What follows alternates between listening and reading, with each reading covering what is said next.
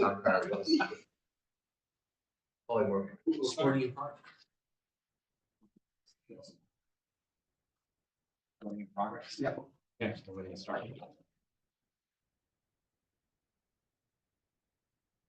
Hey. Thanks everybody for being here. Happy New Year. We just started going in January. We're starting at 6:02 p.m. January 29th. All right, I guess we call the meetings to order. This would be forum first. So we want to just do a roll call. Yeah. Okay, let's do it.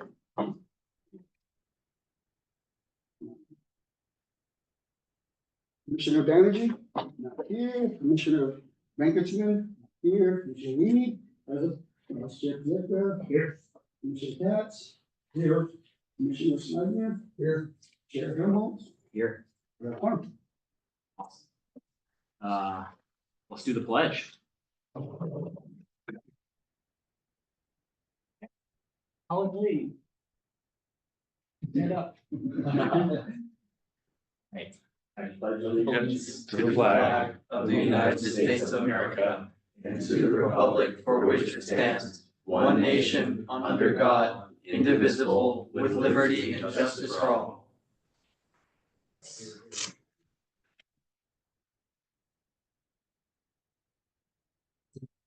With comments on items that are not on the agenda. Thanks everybody for coming and bringing comments. You're saying pull that one? Yeah. Okay, perfect. Oh, I see what you mean. Yeah, okay. Can we start with Theodore Peter? I think you give two, three. How many speakers do we have? We have 4 today. So it's up to you. Yeah, okay. We're gonna do 3 minutes? Let's give 3. Right. Yeah. All right, I'm Theodore Peter. I'm a senior at Los Altos High School, and I live in Los Altos. I'd like to offer my perspective as a student who doesn't drive to school on the parking restrictions surrounding Los Altos High School. I've biked to school every day for the past 3.5 years from the neighborhood north of the school, and I've seen the traffic and parking situation get worse and worse throughout that time. Because of the new parking restrictions, the stretch of Jardin bordering the school is the only place students can park north of the school. So the parking spots on Jardin are full 30 minutes before school starts. As more and more cars arrive, some of them drive in circles on Jardin, Panchita, Los Niños, Distal, and Casita, looking for unrestricted parking and clogging up all of these streets. Other student drivers now park farther away from the school, past the restrictions, and walk in along Valencia, Panchita, Casita, and the other streets north of the school. These streets have no sidewalks, so students walking from their car to campus occupy the edge of the street near the curb, which in turn forces bikers like me into the middle of the street where traffic is. Before the restrictions, I also had to bike around parked cars on the side of the street, but parked cars are much easier to maneuver around, and there weren't very many cars parked in any one area back when students were allowed to park on all streets north of the school. Many students who struggle to find parking are now being dropped off by their parents instead. During the minutes before school starts, parents are constantly pulling into the bike lane on Jardin, stopping to drop off their students, and then merging back into traffic, grinding traffic to a halt. I often have to swerve into the middle of the road to avoid these cars or slam on the brakes when they pull into the bike lane right in front of me. Some cars even stop in the middle of the road to drop off students on Jardin and on stretches of Panchita and Casita close to the school. And when the students get out of the car, they have to cross the path of cars and bikes since they're in the middle of the road to get to campus. Parents dropping off students makes the streets far more congested than students driving themselves, while also being worse for the environment and extremely inconvenient for parents. Jardin and the other streets north of the school have gotten significantly more dangerous for bikers like me due to the parking restrictions, and I've heard from friends that the situation south of the school is very similar. I hope we can find a new solution to the parking issues at Los Altos High School because the current restrictions are making it worse for everyone on the roads. Thank you. Yes. May I ask a question? Peter, can you just tell me where you are biking from, where you live approximately? I live within a mile, like a little under a mile from school, north of the school, like on this side of El Camino, but north of the school. Okay, but are you coming from the east side or the Northwest. northwest? Yes. Okay, So my bike route involves biking on, I don't bike the same way every day because I'm also not always biking from the same place to get into school, but I often bike on Alvarado, Panchita, Valencia, Casita, Jardin, Those are the main streets that I use. Thank you, that's helpful. Can we hear from Osvaldo Valenzuela?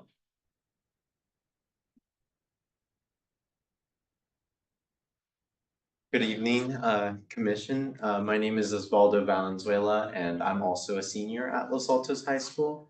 And I'm also here to talk about the new parking restrictions as a student who has to drive to school every morning. The new parking restrictions are not a long-term solution or a solution at all to the issue of parking. Every time a new set of roads is closed down for public parking, Los Altos High School students and adult volunteers have to move elsewhere to park. The parking restrictions merely attempt to get rid of the symptoms for one group and fail to solve the larger parking problem. Los Altos High School just doesn't have enough land to give adequate parking. By restricting more and more roads, the problem just gets moved to another group and concentrates parking elsewhere.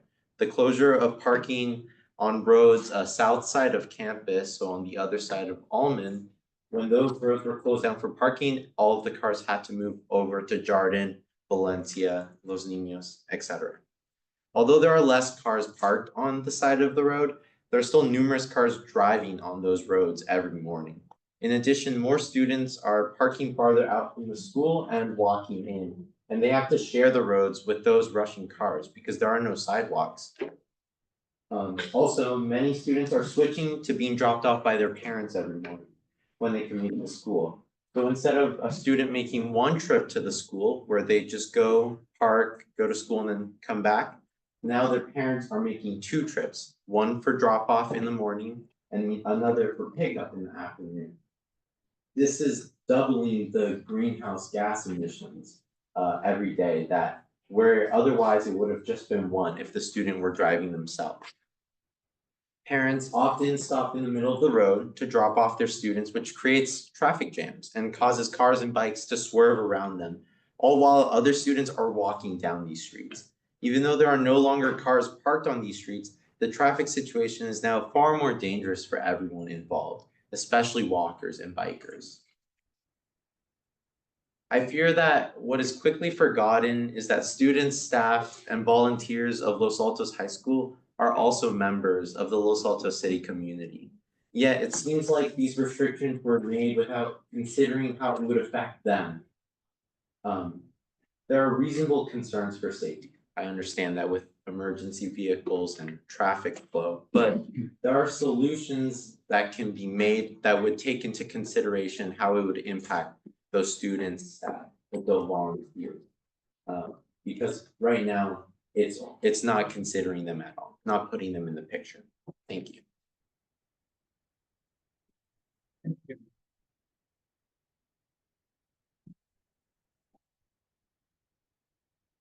We're from Caroline Horn. Although if students need to leave, if there are other students who want to speak right now. No, Okay, I need to raise them. I don't have time. My name's Caroline Horn, and I actually live on Los Niños, and I commute by bicycle to Stanford, so it's 5 miles each day. It's wonderful.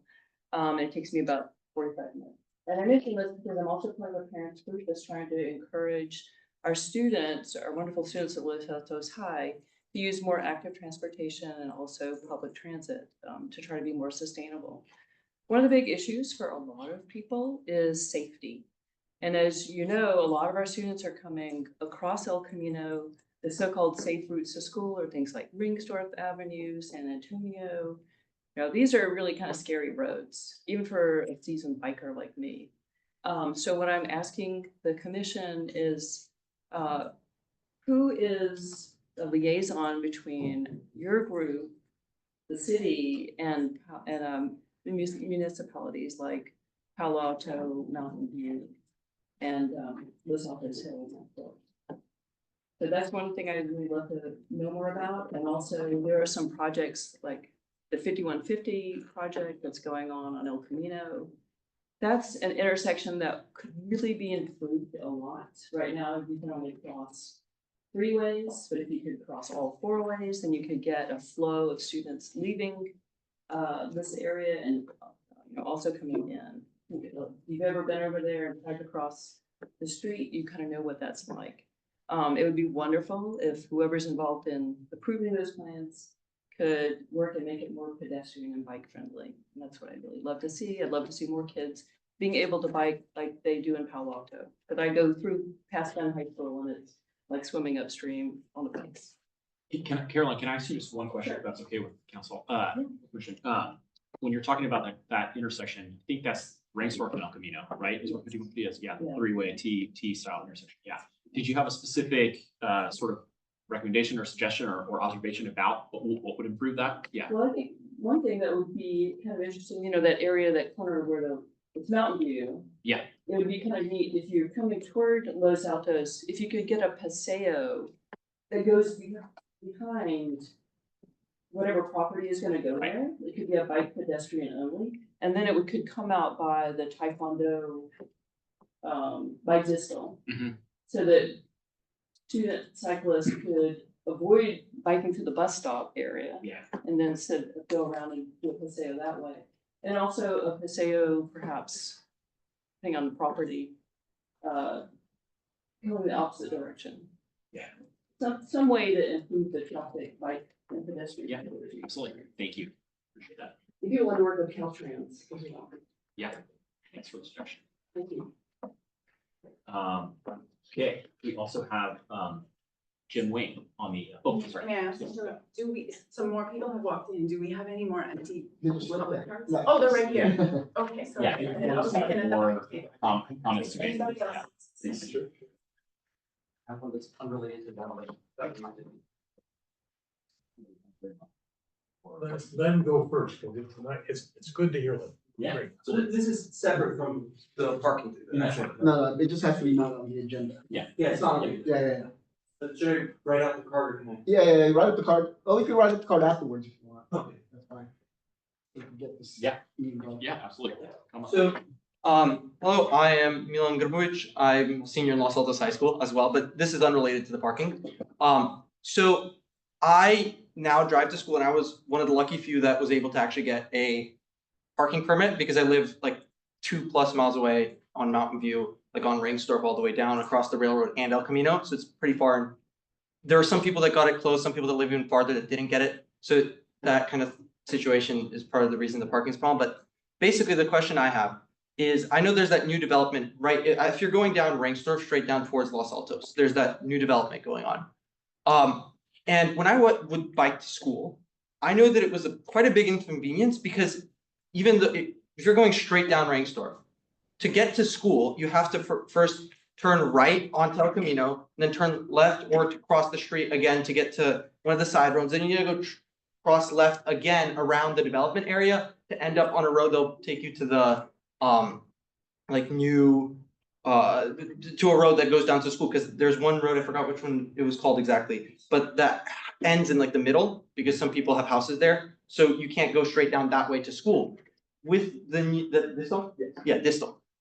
So basically my thing is, I don't know if it's possible, but to see if for that new development, if there's a way to get a bike path, not necessarily for cars, but just to make it easier for those kids that are biking to school so that they don't have to go around and cross then like El Camino either twice or have to cross multiple streets, and just making it more convenient rather than just go in a straight line straight to school, because that would just be, I think, more convenient for everyone. Thank you, appreciate it.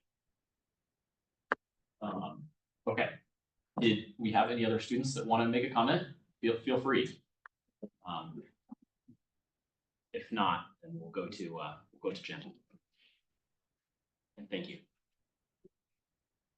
I'm Jim Wing, on Overton Road. Pleasure that you came and talked. Enjoyed that. Actually, it follows my first comment. About 2 or 3 months ago, Commissioner suggested that all of this public comment that we give, you log something about it down so you can kind of keep track of it. Now, this was done by the Traffic Commission about 30 years ago. They did it for about 5 years. It worked, in other words. And the good thing was they didn't really bother staff. It was the rotating commissioners that would write them down and they would go through. now there's a website, and so therefore, this is something that you could post on your website and ask staff to do that for you. And you can kind of keep track, and people can see that they came. And the comment was heard, it was noted, and everybody else can see it. And that's important for us, that there's some recognition. Second thing I want to quickly comment about was in the street reconstruction, which you will get some information on tonight too. There are a few streets that are getting safe route to school projects incorporated with the reconstruction. I request that those few projects come before this commission when the designs are done, so that both you can see what is being done, did it follow the complete master plan, and we residents can see, and particularly the parents who are using it, parents can see what is done, and you can hear their comments. So that was a great idea. Just put it in practice.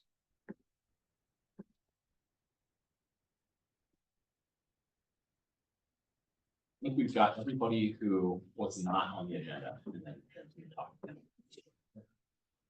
Well, hey, I could, make a comment to the speakers. Is that allowed? Please. Yeah.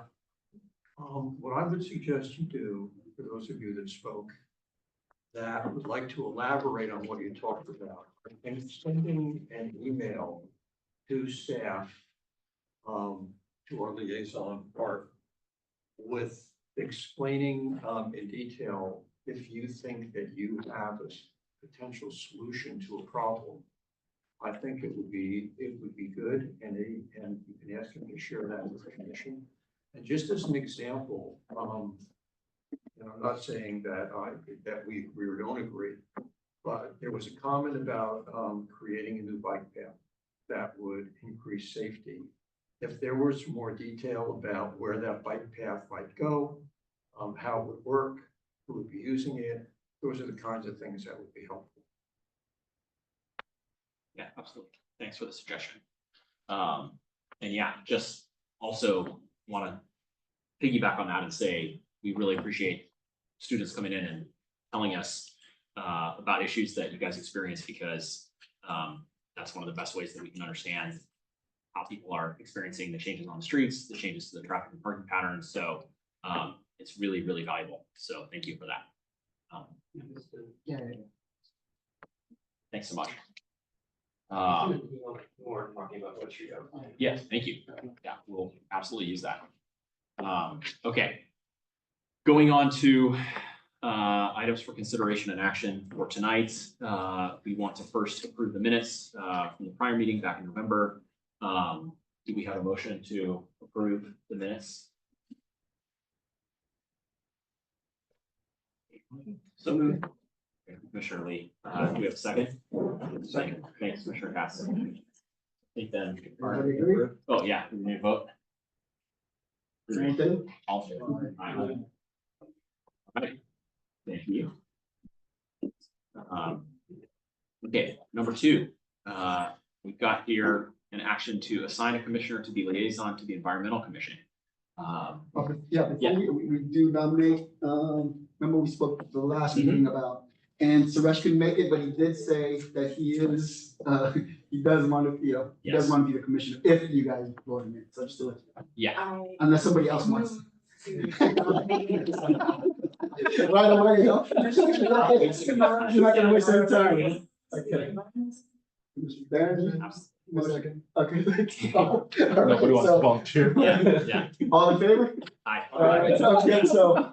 The Commissioner of Vegetation is the commissioner, is the liaison to the Environmental Commission. Yeah, I'll let him know. yeah, thank you, Art, and thank you wherever you are, Commissioner Vic Drummond, for Exactly. volunteering, and really looking forward to that work with the Environmental Commission as well, on our shared goals for 2025 and beyond. Okay, discussion items. I think the big one tonight is the next one, which is work plan for 2025. And we got 45 to 60 minutes on the agenda here. We can use as much as we need. Obviously, this is one that we've talked in prior meetings, and greatly appreciate all the work in the commission and city to help us put that together, as well as Commissioner Pieka and Mechatroman on the subcommittee. And maybe it makes sense first just for Scott, you and me, and maybe Art and Stephen, if you guys have any input on just kind of a status update on kind of where things are. Nothing too crazy, but just maybe talking a little bit about. You want me to put it in the draft plan? Yeah, if you can. Thank you. Be sure, be sure to go. And then after that, then we'll get into a conversation about where things are and take questions and feedback from everybody on where to go. Not that it's gonna help, but just in case anyone's following along at home. Yes. I think it's, how's it look? A little bit more. Yeah, exactly.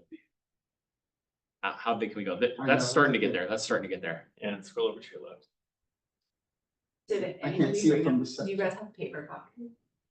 We don't have a paper copy, but I think it is up on the packet if folks have. Yeah, I Yeah. Yeah, the Wi-Fi is not coming. Yeah. Sorry, I should have put it in. You want, can we, I know it's pretty. Do we have a printer? No, we don't. Yeah. Yeah. Thank you. Okay. Stacy, I can move over next to you. No, Sure. oh, See you really quick. it's okay. I think a quick look, I might.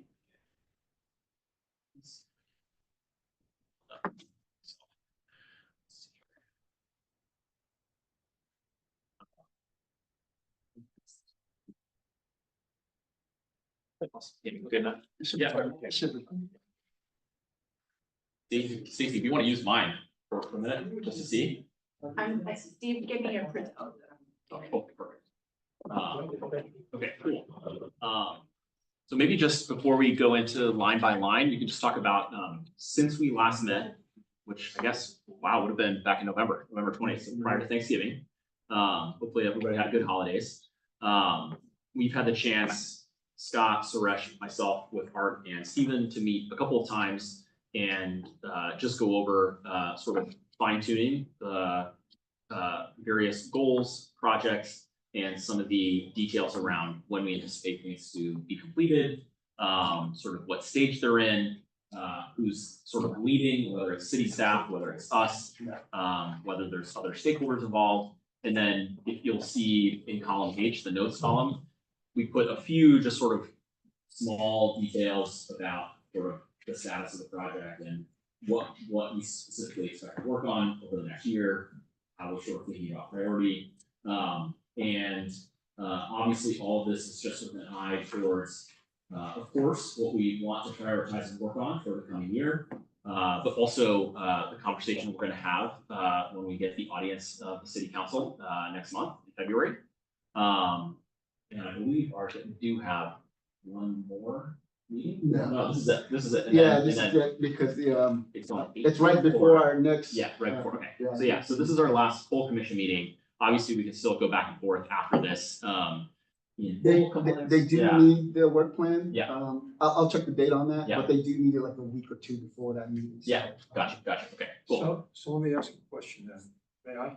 absolutely, Steve. I know it's in the context of the presentation. Yeah. But given the fact that this is the last meeting that the work plan will be discussed before submission, how are the comments going to be incorporated in a final version of the work plan if it's going to be modified? Great question. I think first and foremost, any comments we develop tonight, I think we can all agree on and just prepare. I think implementation isn't just clerical, right? It's not additional discussion of policy or anything like that post the meeting. I think the subcommittee, myself, Scott, can probably incorporate any comments that we're all in agreement on here. And I think we do have enough time to circulate, Yeah. final draft, folks can see of that implementation before we bring it to council, before we email or forward it to council. So, that's my suggestion is let's get the comments that we can tonight, and hopefully we can all just agree on pretty much where this lands and go from there. Awesome. So yeah, that was kind of like big picture. The biggest things to my mind are, I would just really like to feel pretty crisp about being able to say something sort of high level about each of these goals and projects underneath the goals as far as sort of if we expect specific things to happen over the course of the year, if we expect our commission to do certain things or provide certain inputs on each of these over the course of the year. I don't think we need to get crazy specific. We understand that, you know, all this work is pretty dynamic. We have a list of priorities. We know how this ties into Safer Routes to School, Complete Streets Master Plan. But I would like to be, I guess, within that as crisp as possible about where we see the commission being able to provide value on this work for 2025. And I think we've made great progress towards being able to do that. That's just what I'm thinking about as far as what I would value from this conversation tonight for sure. Scott, do you have any thoughts on any part of this? The only thing I would add, based off the last meeting, we incorporated everyone's feedback. Yeah. We reorganized it based off of the goals and projects to account for them appropriately, so it's clear for the 5 goals that we had laid out. So feedback was easily incorporated. And then we worked to add specificity to the anticipated completion date. Obviously, it's the best estimate at this point, given existing projects, so those were placed on there, given the quarter. And then the notes add context to the work that we're doing, so if someone else outside the commission reads those notes, they hopefully have understanding of how they pair together and what we're looking for. So I feel, at least given what we've talked about in the past, what we're trying to accomplish and what we want to focus on, it's pretty much there. I look forward to everyone's feedback though, because if they can find something that we need to crispen up or modify, we can do that. Cool. Awesome. Yeah, I think that's pretty much our report out from the last, month or so. We can absolutely open it up to, do any commissioners have any, I guess maybe we'll start with questions. I think that's how I'd like to do it in the past, and then we can go to comments. So is this the level of detail that we were asked to report in? And do we have more details elsewhere? So this is the format that was shared by the city, by the council for us to use. So other commissions are using the same format. They've asked us not to go into greater detail with like PowerPoint slides, Gantt charts and things of that nature. We have a short time window to present to council. And so that, will be done by Wes and myself in 1 month's time, give or take. So at this point, this is kind of this is the full vision of what that looks like. I mean, there's a lot of detail, obviously, that goes into each one of these, which isn't being articulated into like a work plan of an association. Yeah. Thank you.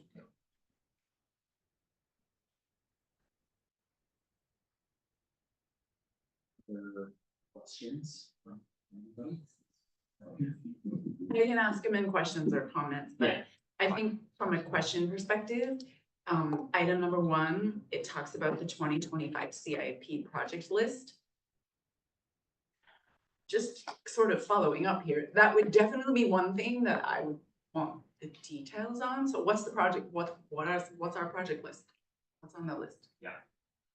On the 25, when the project was awarded by council back in January now. So back in November, council was given the list of all the projects, all the locations of all annual street locations that we're going to be working on for this year, as part of the awarding of the consultant contract. Sorry, so this is just street resurfacing with striping improvements, street resurfacing with striping improvements, but no other infrastructure, street infrastructure.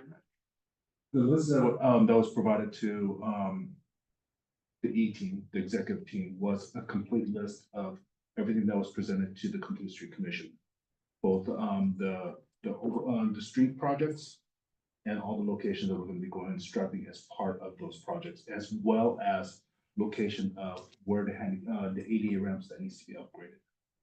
Okay, so there's no projects beyond those 2 things. No, there was not. And what about the projects that were in the CIP from the past? Those projects have not been programmed for this fiscal year because we were trying to get back into the cycle of these projects. Looking through the prior year project, only thing that was really outstanding is Crystal Ray. And based on my assessment, there's other things that's currently going on. So that does not allow that project to continue on until we do some further investigation. Yeah, there's Crystal Ray. I know there were plans as part of the RRFB project to put a RRFB in Fremont Avenue and Fallen Leaf Lane. And then I thought you had presented that the RRFB project was done, but then I don't see one there. So. Okay, we're gonna have to look at that research because as far as we know, all the signs has been installed. Yeah, go back and look at the presentations on Fremont Avenue and the presentations on the RRFB. What's the? When Jaime did it, Fremont Avenue And. at Fallen Lake.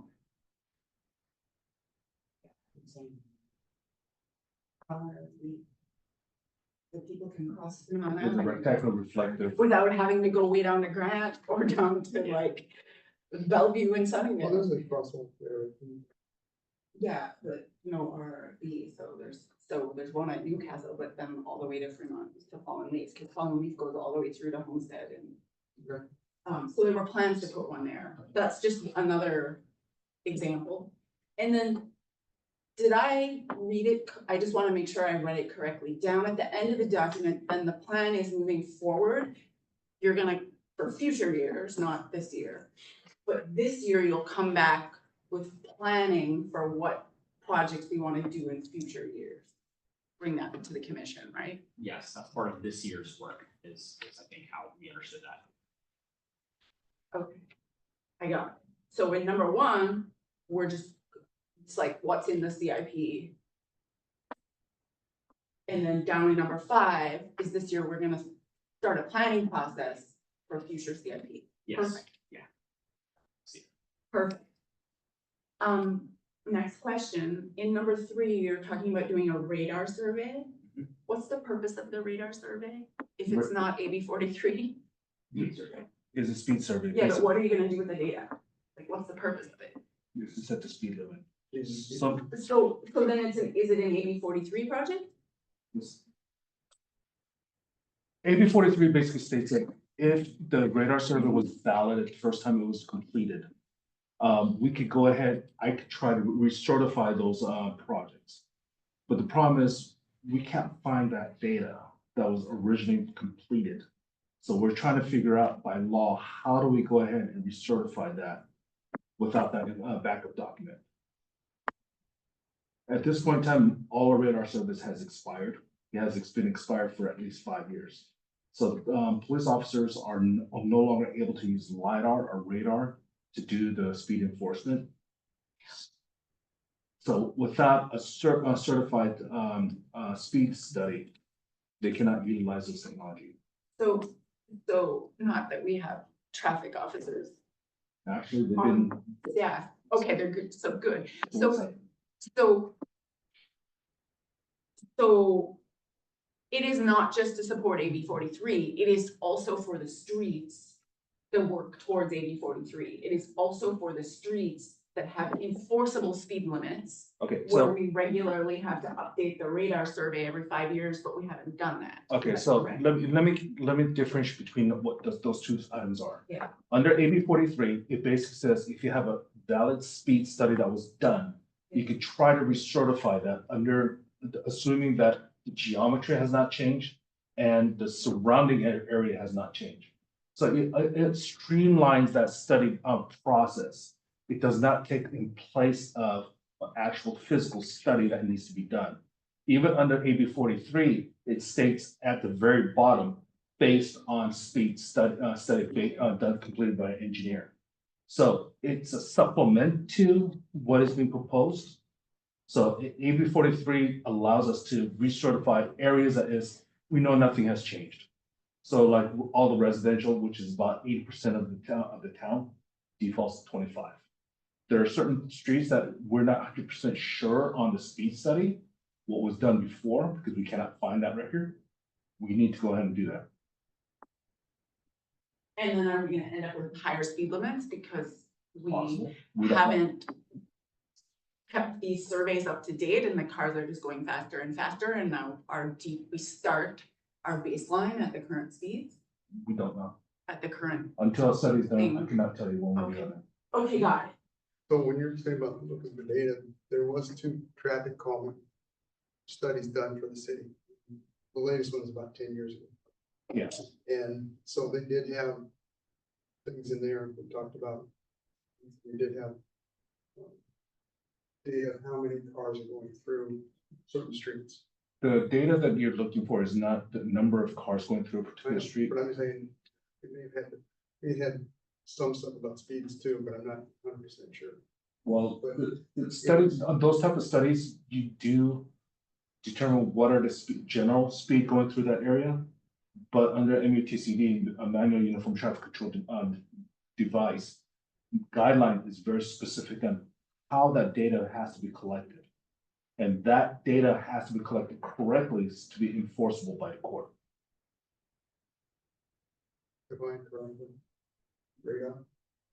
We have to do a radar basing. So basically what we do is we determine what is the free flowing speed, as well as the maximum number of what are the hours that is the maximum number of cars that's traveled through that area uninterrupted. Based on that, we're gonna actually do a radar to determine, okay, what, based on 100 cars going through that area, what is the 85 percentile of those I remember vehicles? that 85. Yeah. But I thought maybe they was changing that, although I did also see, where it says is cities can lower the speed limit by 5 miles an hour. If it's, they call it, high Justifiable. injury street. Do we have any high injury streets in town? Not that I know of. The 5 miles per hour can be reduced based on engineering justification as to why we need to reduce it. If you arbitrarily reduce it without a reason, it now becomes a speed trap. We're right, but I'm just saying, it says there that if it's a high injury street. Mhm. So are we looking into having any of those defined? So that we could automatically lower them? We can only lower 5 miles per hour. Right, but if it's listed as a high injury street, you can automatically do it. That's what 8043 says. No, it's, okay. It's part of it. It's part of it, but you still have to do a radar survey. So based on the radar survey, let's say San Antonio is 35 miles per hour. Because it is a high injury street, I have justification to reduce it down from 35, where it should be posted, down to 30. Just because it says it's high injury does not automatically allows the current posted speed of 35 miles per hour, just automatically reduce it down to 30. So do we actually have defined high injury streets? High injury streets are by the MUTCD is, I forgot the exact number, but it's based on a 1 year, how many accidents has been in that general area. Because I know that they are tracking some injuries on, accidents in certain locations. If there's a But location, several meetings ago. what we have done is any single time we have to do a study, I've also been asking PD for an accident history for the last 10 years to determine what is going on out there. So based on those, yes, it goes into the factor of what the posted speed has to be. Just the kind of nebulous as high injury, so I didn't know what the definition of high injury is like. Is it 100 accidents or is it No, 2 it's- accidents? No, I don't remember at the top of my head. I don't want to state exactly what I remember without actually looking at the MUTCD. But it does say, given in a 1 year time, number of accidents, that can be prevented, then yes, you could lower it. It's- Yeah, couple things. And it looks like we're kind of opening this up to both questions and comments at the same time. First of all, Wes and Scott, I'd like to thank you both, and Stephen and Art, for putting the time in for pulling this together. Because it's a big job. And when I first got this, I looked at it to think about how does this really benefit us as a commission, not just an assignment that goes for the council.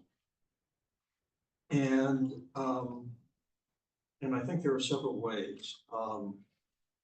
Not the least of which is giving those of us that are the chair or vice chair a sense of what we're doing in what order, so that we can be thinking about that with more advance notice than just the time between when the agenda comes out and when the meeting is. So I think that's a really good thing. I also think it helps to understand what the order of work is in terms of priorities. So a couple things, and I'm gonna use the citywide radar survey as an example. When I look at assignment, it just says city staff and it doesn't mention commission. And I don't know if that's an omission, typo, or what. Which one are you looking at, Steve? Sorry. This one, the radar. So Yeah, yeah, if yeah. this is the Yeah. commission work plan Yeah. and the commission isn't involved in it at this point, should it be on our work plan? Right, if it's a staff assignment, but the commission really isn't doing anything. Yeah. Right, it's just a That makes question. sense. Yeah, that makes sense to me. It's a Actually. question. I think maybe there's a way we just characterize it as that's part of the work under, like, we are gonna look at the commission at on the 8043 speed limits crossing. Right. So maybe we just have a bullet. And then it looks like It'll be with later. Q1 25 anticipated completion, that's not completing the radar survey, it's completing evaluating what the benefits of doing that survey would be. Is that, am I understanding that correctly? In Q1? That would be my understanding. Yes, we're not actually gonna conduct it in Q1. Yeah. Yes. Staff will be That conducting. means that, Stephen, you and your staff will be evaluating the benefits of the radar survey. And then based on that evaluation, we'll make a determination as to whether it makes sense to spend the money to do it or not. Right. Right. So the only question I'd ask, and it's a question or a comment, is whether that belongs on the list, given all the other things that are on the list. Yeah. And it's something to think about. The second thing that comes to me from a process perspective is what that leaves for Q1 is the e-bike ordinance, which is to finalize a proposed ordinance satisfying the use of e-bikes in Los Altos. That we would have one more meeting to input on, and I know there's gonna be a presentation on that tonight, I believe, maybe. It's just a discussion because the direction that I received from the commission was very clear. So after this one, if we're in agreement, that I will be taking for city council. Right. Great. And that takes us into Q2, where there are 1, 2, 3, 4 specific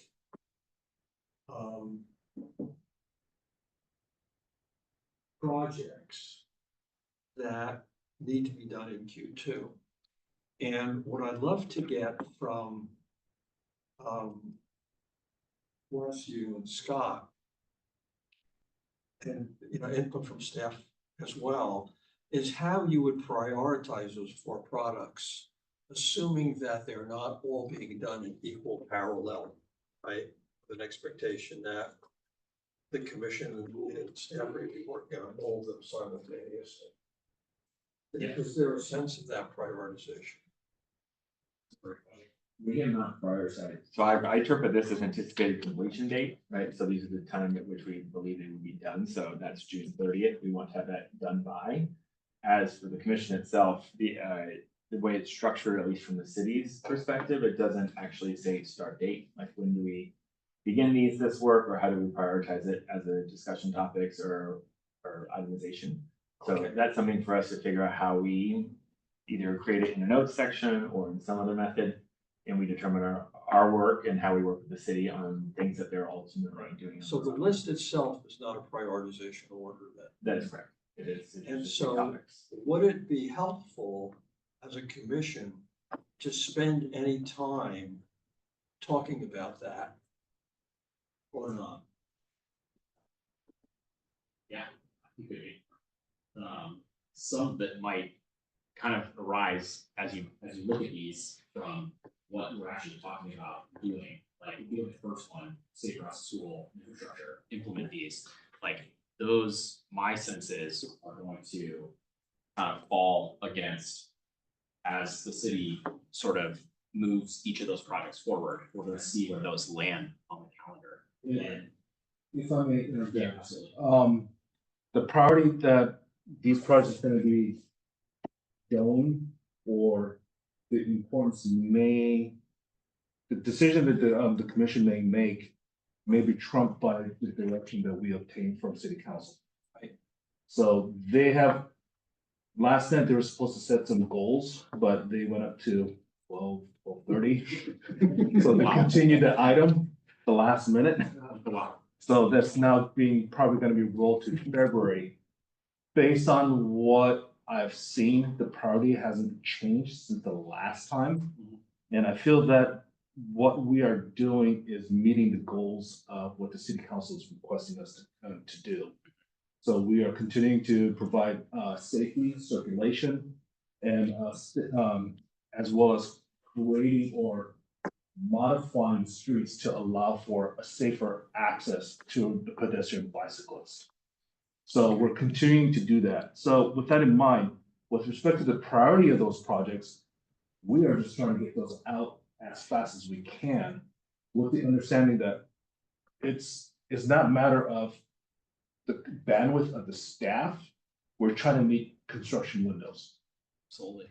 Yeah, so like the downtown parking lots that we're working on, it has to be either done really quick on the design and then built, or design it, put it on a shelf, because we have all the activities going on in the downtown over the summer. So we may have priorities of trying to get something done, but there may be outside factors that may have an impact on how we deliver these projects. Okay. And then the other thing is that there are some areas where there are gaps. For example, the San Antonio improvements under assignment, nothing is listed at all there, right? So I just think that just needs to be filled in. Yeah. And I had a question on San Antonio Road. Given where staff is in that project, in the next 3 to 4 months, is the city going to be spending any money with contractors? Not contractors, no. No. So No. all the work is going to be done by staff? No, it'll be done by consultants. I know I'm doing semantics. Yeah. But based on what I foresee, San Antonio is gonna be a major modification to the city. Because we have to place a multimodal means of transportation through San Antonio. So I want to make sure that we're probably gonna have about 4, 5 public outreach. And I probably will be coming back before the commission to talk about various options that is available for this. In my discussion with Caltrans for authorization to proceed with this work, I've told them that we are exploring all options without really, taking anything off the shelf. So will the city be engaging into a consulting contract? I'm hoping that we will be having a consultant probably aboard by April of this year. Okay. And so I will probably do my first presentation to the commission probably by July, August, hopefully. Okay. At least a 35% layout of what several different options we have for the road.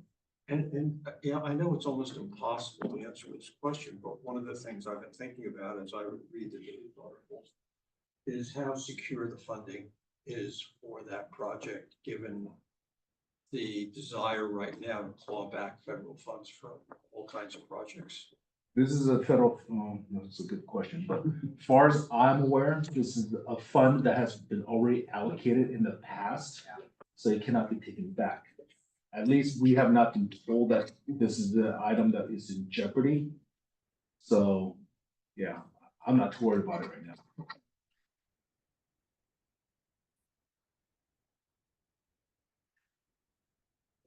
Questions? And I guess the only question is that we have time left on this subject. And how would be the best way as a commission, from your perspective, that we can use that time to move this work plan forward. Thank you, Steve. The biggest thing that jumps out to me is for each of these, just how do we want to think about maybe sharpening the areas where our commission can sort of have the biggest impact. And for some of these, I feel like I already have quite a good sense of how to talk about that. Like for safe routes to school infrastructure, we did that last year, right? Like, and we worked on charting together. And obviously that, you know, had its ups and downs, but I think I have a sense of how our commission can be helpful to city council, how our commission can be helpful to staff and to our Los Altans in sort of moving that work in the right direction, right? So I feel pretty comfortable about that. As I look through some of these, I think we're still working on creating that sort of clear picture for, you know, where we sort of, I mean, you pointed out, Steve, that like for the radar survey in particular, obviously that connects to a couple of these other goals, but that is something that's going to be done by the city, not by us, right? I can see maybe we could weigh in on whether we think a survey is helpful or not, but ultimately it's going to be done by the city. I think for almost everything else, not everything else, I think we do have a role, but it would be, yeah, it would be helpful for me if anybody has any comments, I guess. I don't know, Scott, maybe you have a view on whether it makes sense to go one by one through these, just as the exercise while we have everybody here, while we have the time. I would also think there's a whole history of, you know, what's been accomplished over the last, and I've been on here 9 years now. What's been accomplished by the Bicycle and Pedestrian Advisory Commission before I was here? Yeah. What was accomplished by the Traffic Commission when there were people before us? Yeah. So there's a lot of things that have been done in the city already. Yeah. So just because we haven't all been here every year Yeah. for the last 3 decades, there is ways to get these things done. Absolutely. Yeah. And we can partner with staff on it.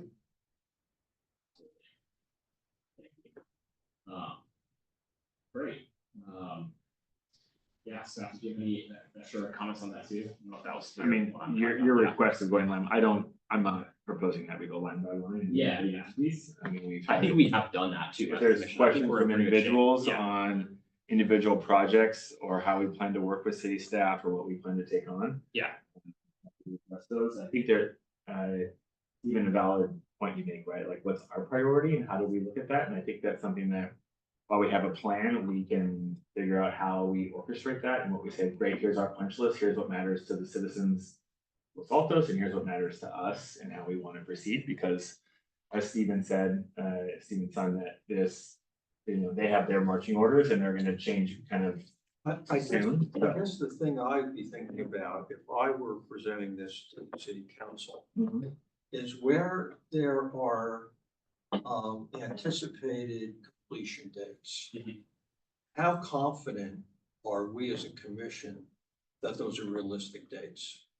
Meaning if we had to go back to the council again in the fourth quarter, for example, and they said, well, these are all the things that you were gonna complete in Q2, Q1, Q2, and Q3. Are all those completed and what's your new work plan? Yep. Or will there be 1 or 2 of those completed and everything rolls forward? Yeah. Right? And that's a question that I think is a valid question to ask in terms of the work plan. Is this realistic? Or are these dates spaghetti on the wall? Like I said, that is realistic. Right now, our plans, every schedule that we have created for our projects will fall within these deadlines. So Steve, you believe that these dates are realistic? It's realistic. I've also been promising my boss, so. You put your money where your mouth was. There we go. Yeah, the reason that I'm pushing on that is because I haven't been on the commission nearly as long as Stacy has. but my past experience with work plans is that they don't get completed anywhere nearly the way that they're anticipated to get completed, primarily because other things come up that usurp priorities. So, Mr. Katz, I assure you, because our art could vouch for me, all these projects have started. I would also say, Commissioner Katz, in the years that I've been here, when we're not compounded by a staff turnover in that particular year, there has been a cadence of doing street resurfacing every year and projects with that. From the time that Jaime started working with the city, there was a cadence of adding bicycle and pedestrian and traffic calming, striping and signing improvements with complete streets projects. From before I was on this commission, there was a cadence of doing safe routes to school infrastructure projects. It just wasn't always every year, and I think we need to get back to this cadence of not just doing striping and signing, but actually have some infrastructure improvements. So I have seen those things. I think with staff turnover changes, we've just been off of that a little bit, and we need to bring it back to this of getting things done. But I would also say that in my opinion, we should have an annual cycle of doing things, but I also think there are things that don't get done every year. When we look at one item with what's the one, partnering with other agencies, like some of those projects they're working on aren't gonna get done every, 8 weeks in a calendar year, for example. San Antonio Road, we can get a piece of it done, but we are not getting that done this calendar year. Yeah, and I think for certain examples like San Antonio, we're trying to reflect that transparently in the schedule that we're Yes. saying. Ongoing work, we do expect things to happen with San Exactly. Antonio this year. And We'll say- move what we can. And Yeah. safe routes to school education is another good example that's been on the work plan for several years. Because unfortunately, I think we should be taking more steps than we are every year, but that's something that has to go on an ongoing basis. So I think there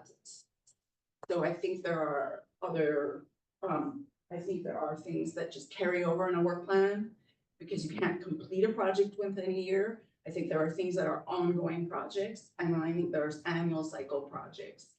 So, and then we get impacted by staffing changes. Can I ask you a follow-up question if I can? You mentioned in addition to striping, street work, actually infrastructure work, and I just wanted to ask, are you thinking about things in particular like bike lanes, traffic calming, Yeah, traffic light? I think it's essentially largely in number 5 in the strategic one, you have gaps in priorities with respect to safe routes to school and complete streets items. Yeah.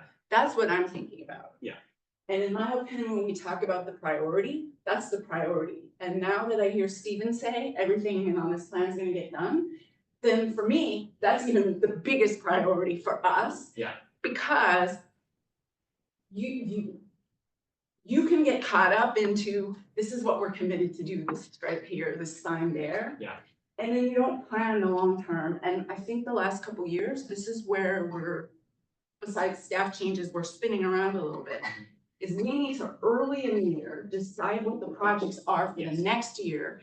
So then we can start the community engagement. So we get all the feedback from the community before changes are made on the streets and articles go in newspapers and people show up here and at council when there are changes where the stop signs that whatever's going on at Los Altos High School, we talked about that here and we said, wait a minute, don't put those signs up yet.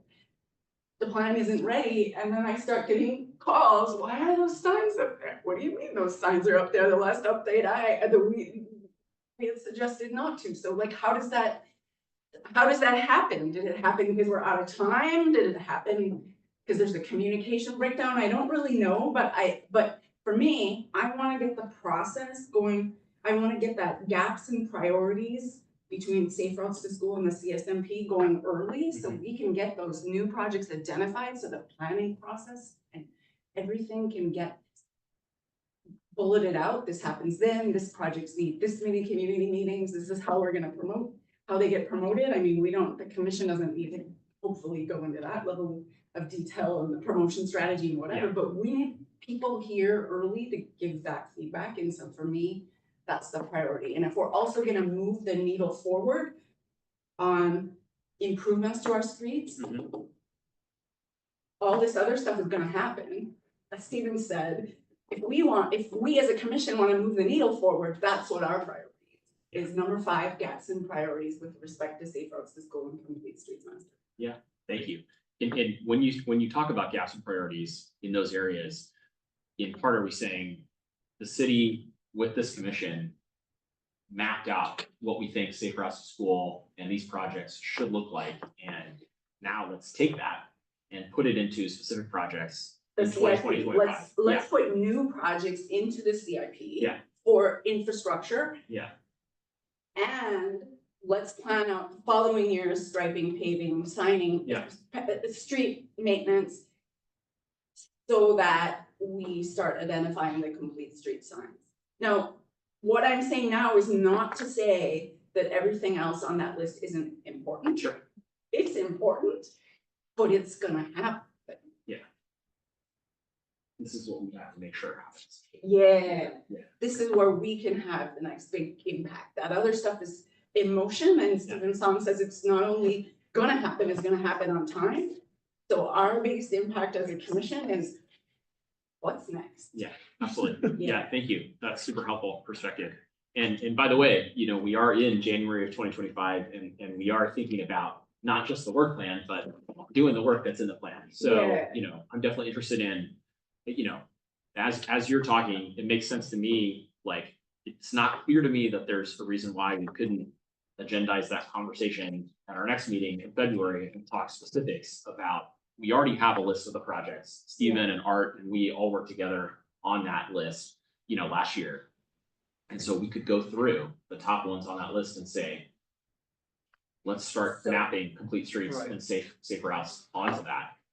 Yeah, and I mean, I give you guys, you know, the February's March, is it like when it comes, but historically, the process has been that project list comes before the commission as a proposal for discussion before the budget proposal goes to city council. Mhm.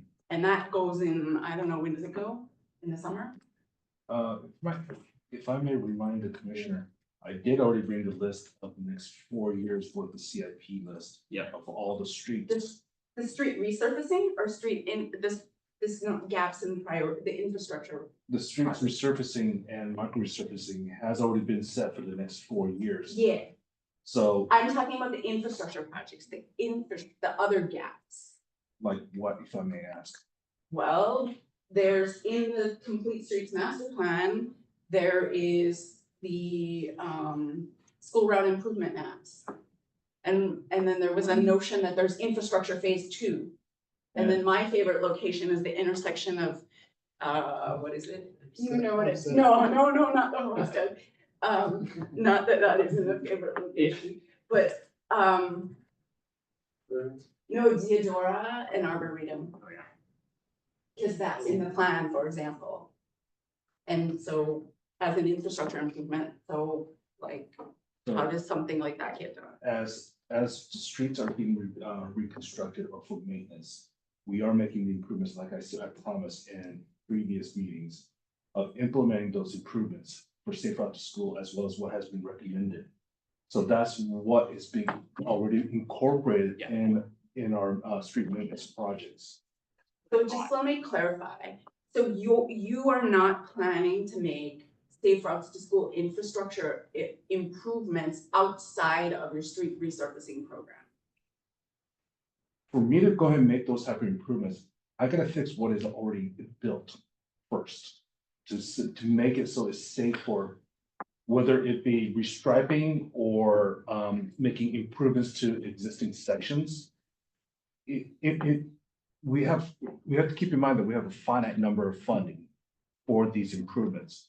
So every single time that I have to divert that money to some other projects, the maintenance that needs to be done and all the improvements that needs to be done as part of that maintenance, that funding goes towards another project. Yeah, but I think we also talked about how they can prioritization of safety, right? Yes. So if a particular intersection is a huge safety risk, then like, I think that's the kind of the first thing I have. And what I sort of vision, and I'm hearing the community, that I think they'll like this idea after I've heard the public comments tonight. There are commissions, peer commissions in other cities in this county that have a process, not where the commission writes every public comment on a spreadsheet or a Google sheet, but where there's a form and the community can request, we need attention on this location because it's not safe, or because of this reason, because as a pedestrian, like, that you bring that location, you fill the form, it goes to staff, staff brings to the commission meeting all the locations that they got from the public. And the commission reviews what you've submitted, and then we hear from whoever, or your neighbors, whoever else wants to come and talk, kids on the school route. And then as a commission, we look at it and go, this is important, or no, we don't want to do anything about that, and we vote. And then that goes back to staff. And so I know we're not there today, this year, next year. But that's where I'd love to see us headed. And I think that's what a community of Los Altos wants, the kind of service they'd like to see from their city. We talk about something a little bit more dynamic, sort of like community driven. But we're not there today. Yeah. And this year or next year, I understand that, Stephen, because there's a lot of work that has to be done. I get it, but that's where I would see us heading. Yeah. So this idea of intermediary steps, that we're just not, that there's nothing else to be considered besides the striping and signing, that's kind of a new, or there's nothing else to be considered outside of maintenance program. That's a new approach for this city, and that I didn't know that. Yeah. Actually. One thing I would just add to that, Stacy, is I think last year when we were all working together to put together the priority list, I think the thinking was that we can get the most bang for our buck by combining both the pavement condition as well as where we see like the most important street sort of safe route to school or complete streets areas around local schools. And it wasn't clear to me, I don't know if it was clear to you guys at the time or Suresh or others, that there were these sort of like major other areas that were sort of pressing for folks in the community. I think that it's agreed that in many cases, there's a big bang of the buck when you're doing street resurfacing. Yeah. That you have a clean slate, black slate, to add striping. Yeah. Changes is a really opportune big bang for the buck time to do that, and that's not new. Yeah. That's been going on since Jaime started with Almond, which was a long time ago. But I think that approach is excellent. I think that I didn't know that there was a notion or a decision or an idea that we weren't also gonna do other infrastructure projects along with it. And San Antonio would be a great example. That's not a paving program, that's an infrastructure project. No, and that's on the list. Yeah, and that's on the list. Yeah. So it seems that we do have infrastructure projects on the list. So the question is, what is priority number 5, gaps in priorities with respect to safe routes to school and CSMP items, like if we can't do any infrastructure?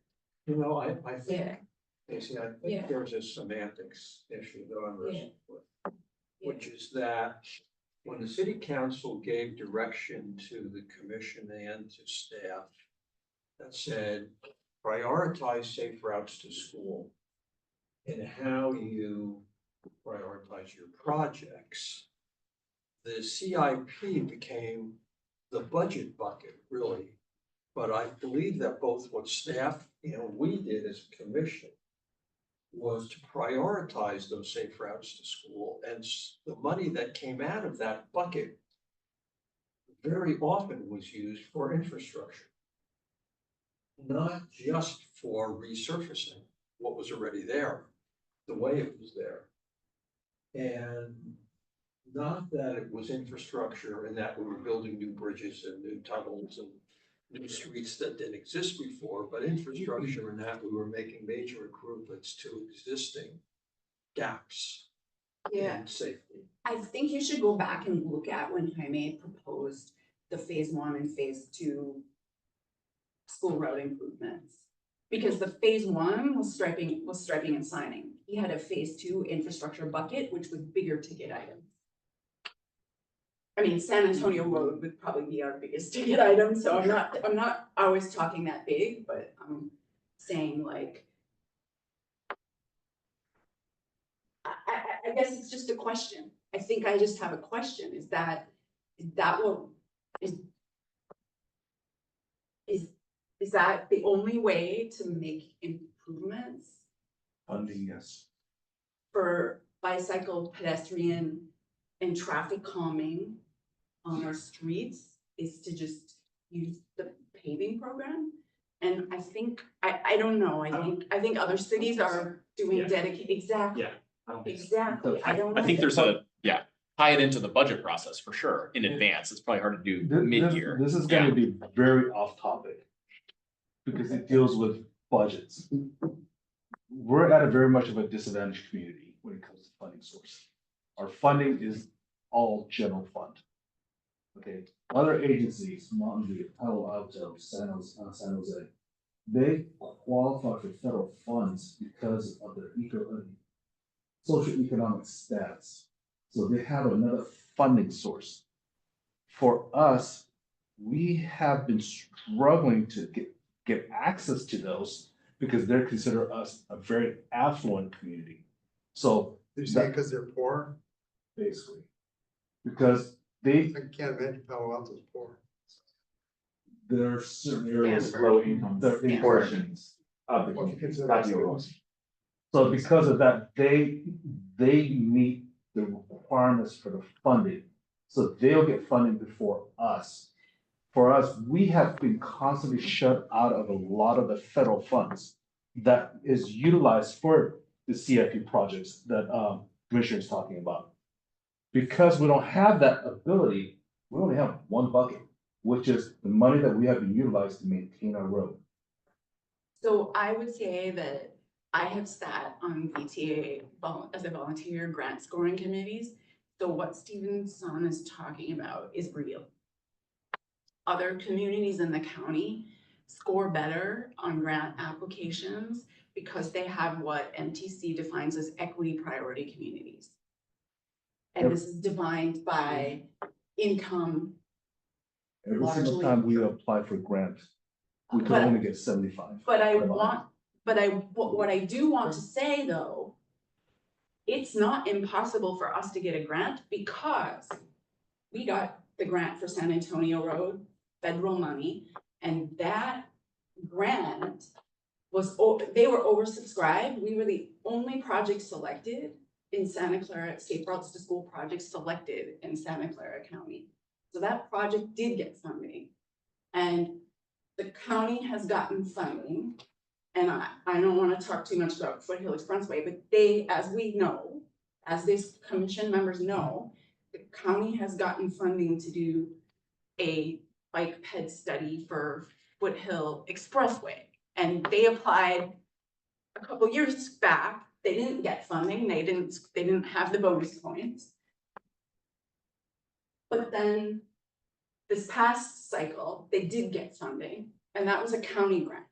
So I think in many cases, it is hard for us to get federal funding, but I don't think we should say it's impossible because I'm seeing federal funding on San Antonio. I'm seeing county funding on Foothill, Measure B funding for the county. So I think we just have to be very strategic and try where we can and talk with the agencies who score these things and give these things out.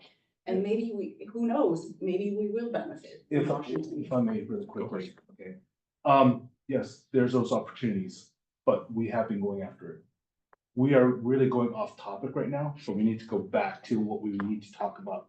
But I hear what you're saying, but we are limited on our resource and we're trying to maximize that. And council is very clear. They want to focus on safety. And all the projects that has been identified in the CIP has been related to some degree, either safety, safe route to school, or providing access to multimodal as best we can. Yeah, agreed, and I fully support that.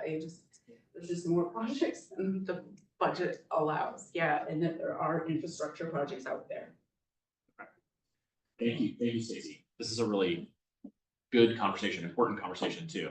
Hopefully we can figure out together, if there's roles that our commission can play or valuable we can provide in things like understanding what needs to happen for us to be eligible for different sorts of grants. Very open to that in the future. And also how we do these projects. I'd also like to just mention, and I'd like to thank, the subcommittee for doing this, is that I think there's enough umbrella, goals that are mixed in with the project to allow for the insertion of things as. Yeah. But one of the things I was thinking about is all the new housing that's going on, from the Distal Circle to all the new condos that are now in plan or in process. And how that will then funnel into traffic calming, safe routes to school, other things that are already on here. But I think that's gonna be a future work in terms of really understanding what the impact of what infrastructures changes will have to happen as all these projects fill up with people, including students who will be attending some of the schools. And, will it exacerbate some of the challenges that we already have? And I think that, I don't think we have to add more items because I think there's enough of So I have a question that it just jogs my memory. There used to be, as I recall, CIP line items for downtown streetscape or First Street streetscape, El Camino Real streetscape. And then there was this notion for making, like, sort of standardized on some planning with respect to streets related items. I don't see this stuff on the list. Are we just dropping the ball for the city on those? Given what you're bringing up, and this is, I think, either tribal knowledge or knowledge lost, I think most of us here, in the goal number 5, right, is to review this and plan for the future. Whether we have a subcommittee or some other group of ourselves that ultimately can go through the master plan and go through past references to like build this out, I think So it's this is necessary. not in the master. The master plan was originally just the combination of the old bike plan, the old pedestrian plan, and some safe routes to school stuff.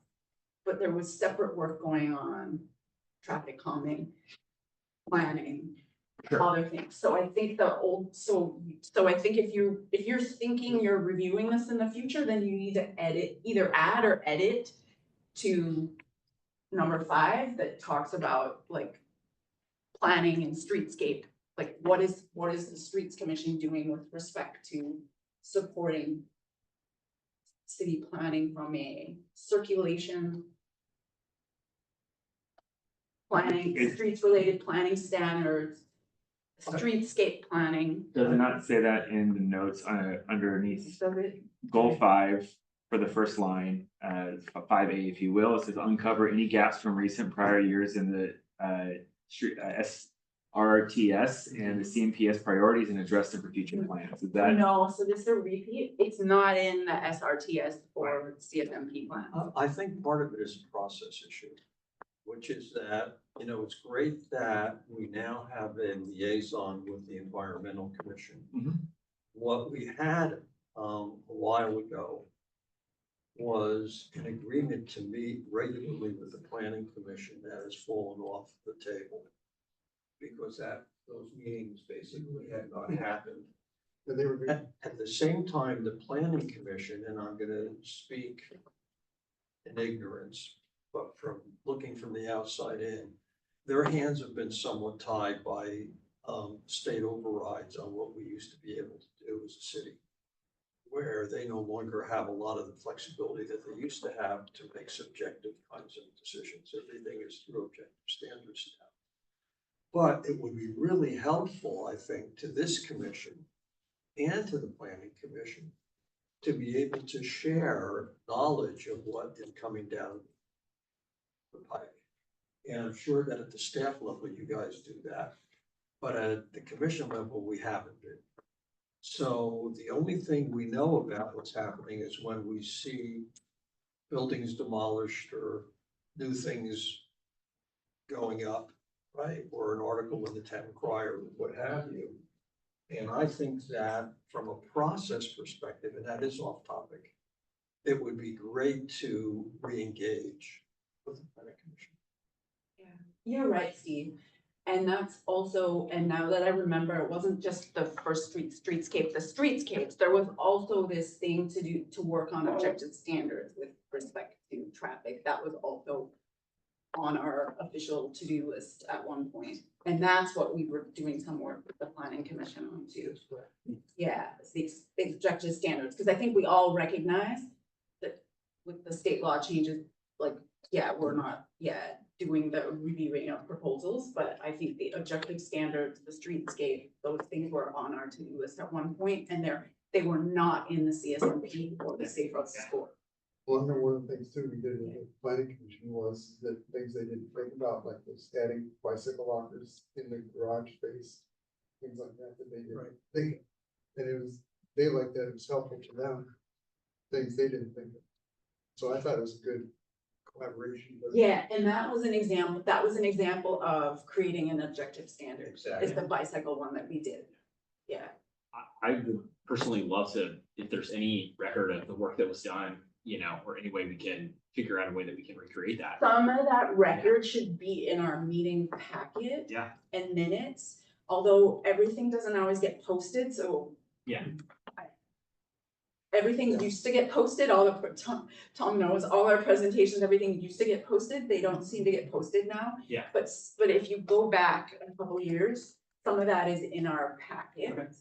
And then, I guess on the video, if you see. Yeah. presentation. Okay, awesome, thank you. Great, well, I think we have a lot of what we need for this.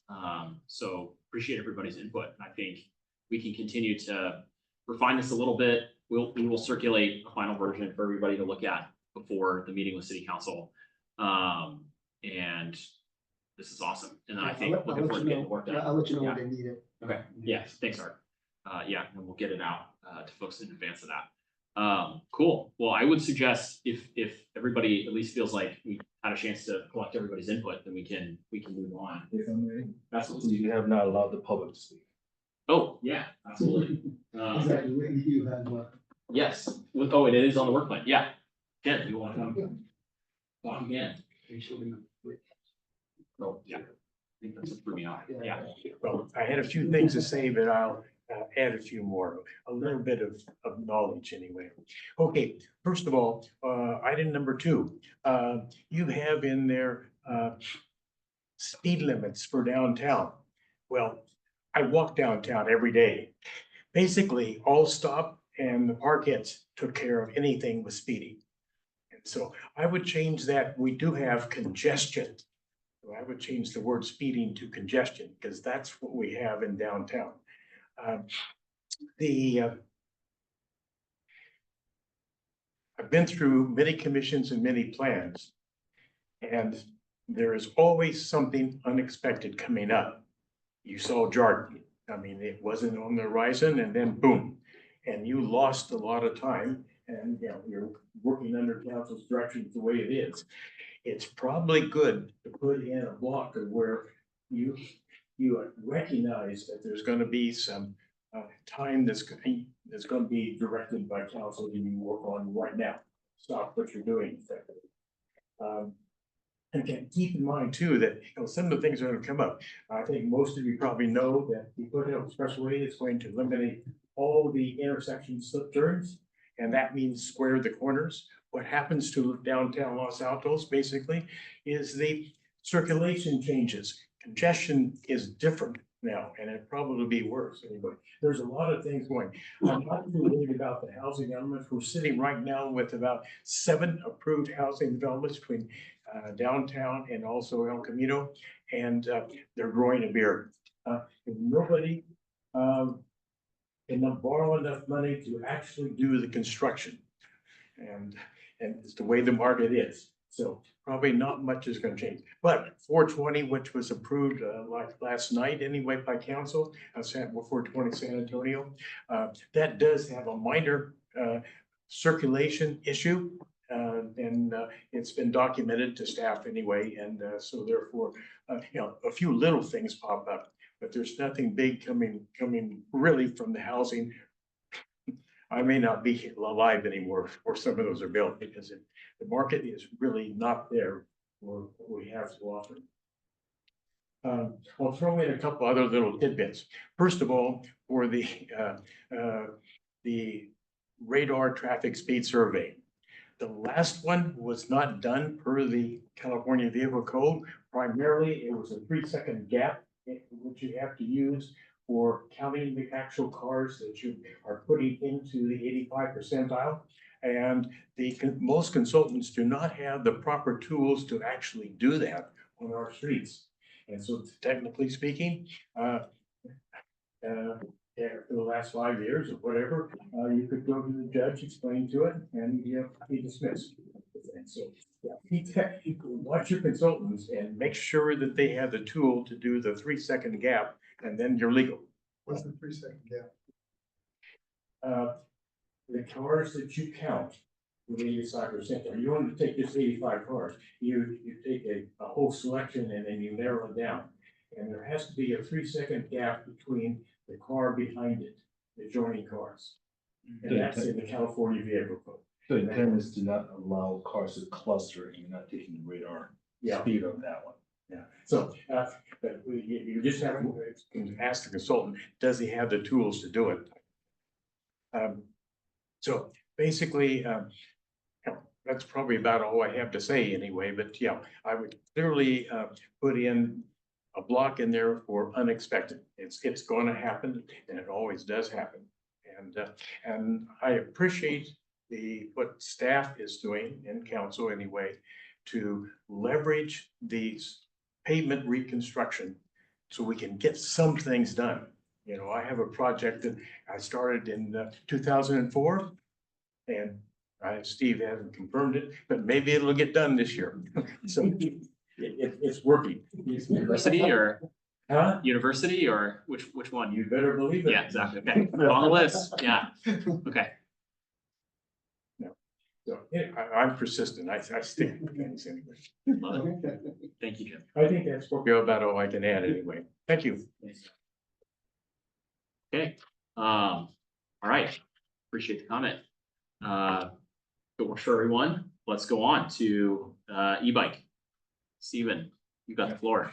Still. Actually, is there anybody else who wants to have comments? Yeah, I guess. And there's no other comments from the commissioner? All right. The floor is mine. As requested by the commission, last time we brought this matter to discussion, I was asked to basically go back and listen to what has been requested. We went through and looked at the direction of what the commission request was, which was to go ahead and place e-bike, e-scooter, bicycle and skateboard basically off the sidewalk in the downtown area only. The reason why I say e-bike, the bicycle and scooter is because it all meets the same code definition. They're all in the same categories.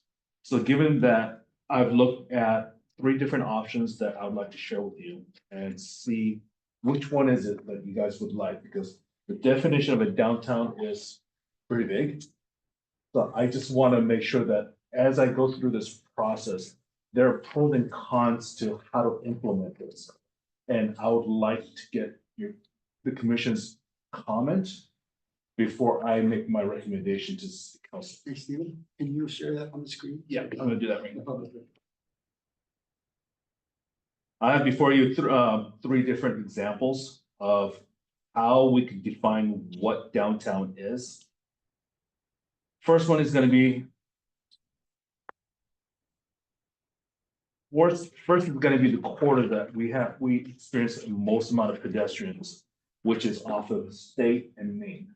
Those 2 are the most congested, especially at during the lunchtime, when we have students coming into downtown as well as others coming to downtown to congregate both for go to the restaurants or to shopping. This would address where it has the most amount of conflict between various modes of transportation and pedestrians in the downtown area. This will maximize it, but the implementation is going to be a challenge in the fact that for me to go ahead and say, hey, don't ride your bicycle or whatever on the sidewalk, I probably will have to put reminder notice, some signs out on various streets. That means that I'll probably have to place a sign at the entrance to Main Street. Coming in from San Antonio, I have to put something on for Foothill coming into to State and Main, as well as all the side streets such as 4th, 3rd, 2nd, and 1st. Don't you have to do that anyway? Well, yes and no. Okay, so this is the purpose of this is to basically give notice. Technically, we don't have to do it, but we could just go ahead and do it. So that's one aspect of it. If we would like to see to kind of expand this out to other areas that is more of the business hub where pedestrians still walks and utilize, that would be the option 2 that I have shown with you. This is the area where you have vehicles that park and walk to various businesses. This also encompasses possible future expansion of parking lot 1 and 2, which will be the proposed park and the theater that's going to the downtown area. So this option provides that ability to make sure that we not only accommodate for just the area that we're walking, but at the same time, other areas where there's possibility of conflict because they're parking and walking to the business. Again, that has a challenge in the fact that I have to figure out how I'm gonna notice the general public. Third option is what is our definition of a downtown area, the business district, which is surrounded by Foothill, Edith, and San Antonio. That could be done by ordinance. I could go ahead and place signs at key locations just as a reminder. But option 1 allows us to go ahead and place bike racks close to the various entrance point so that it encourages them to stop, lock up their bike, walk to the business. The second option makes it a little bit more difficult to create key locations. We could create bike racks to lock them up and have the pedestrian walk. The third one is a very clear definition where it'll be very easily enforceable, but we're not gonna be able to place any bike racks in these locations. It'll be a challenge because it is a wider, broader area. And for you to basically say you have to park in San Antonio and walk to whichever business, that would be a little difficult as well. But it's mostly easiest enforceable because now PD could basically say, you're on the sidewalk. We have identified where that limits are. So given that 3 options, what recommendation should I make to the council on what is the defined area of where we would like to put this moratorium? So the, Let me just, I have a question Yes, sir. on clarification. Are you suggesting that the ordinance is just to get the bikes and e-bikes off the sidewalks, but they'll still be allowed to go in the streets as they are today, right? Correct. They fall under the California Vehicle Code. Okay, so I think one of the huge gaps in all the proposals is that the bikes primarily are coming from Los Altos High School. Is that right? About 70%, especially at lunchtime. Pretty much about 90%. So all those bikes that are coming from Los Altos High School typically cross at Almond And then they go up San Antonio in the bike lane for the most part to the intersection of State and Main and Edith. And then it dispersed depending on where they're going. Correct. Main or State. But when they go back to the high school at lunchtime, they don't cross at that intersection because the lights are too challenging to navigate and they take too long. So what they do is they go the wrong way in the bike lane between that intersection at Edith, past Mount Hamilton, past DeMartini's, which is the greengrocer, right? Past Coronado to Almond, and they cross again at the Almond light into the dual bike carriageway, right? I would say, And right, and when you're going the wrong way in that bike lane, the real risk is all the cars that are coming out of the driveway at DeMartini's, out of Mount Hamilton, because those drivers are always looking to the left for cars that are approaching towards downtown. They're never looking to the right because it's one-way traffic and they're turning right. So they're looking to the left, a bike is coming the other way where they're not looking. And it's only a matter of time before one of those motorists takes out a cyclist, either somebody on a pedal bike or an e-bike that's going in the wrong direction. So that's my long-winded way of saying that whatever solution you're proposing, I think you need to extend it to Almond Avenue. the direction I was given by this commission was to put the moratorium in the downtown area. My recommendation was bigger, but there were concerns from commissioners that we would make it too broad, that the kids who are learning how to utilize these various means of transportation is going to be ticketed on a sidewalk. The sidewalk in our city is about 10%. We don't really have a lot of sidewalks, but that was one of the concerns of the commissioner. So that's why it was narrowed to the downtown area. I just think it's a huge omission in this gap. Because I think that if you've got 70% of the traffic coming in from the high school, and those kids are going back to the high school, to use a technicality to say we're gonna stop short of doing what's gonna create a major or alleviate a major safety issue. My personal opinion is that that's a mistake we'll regret. Commissioner Lee? A cyclist running the wrong way in the bike lane is already in violation. Yeah, this is a Yeah, sidewalk. but I think what we're asking is for signage to reinforce it. No, this is a sidewalk, riding on a sidewalk ban.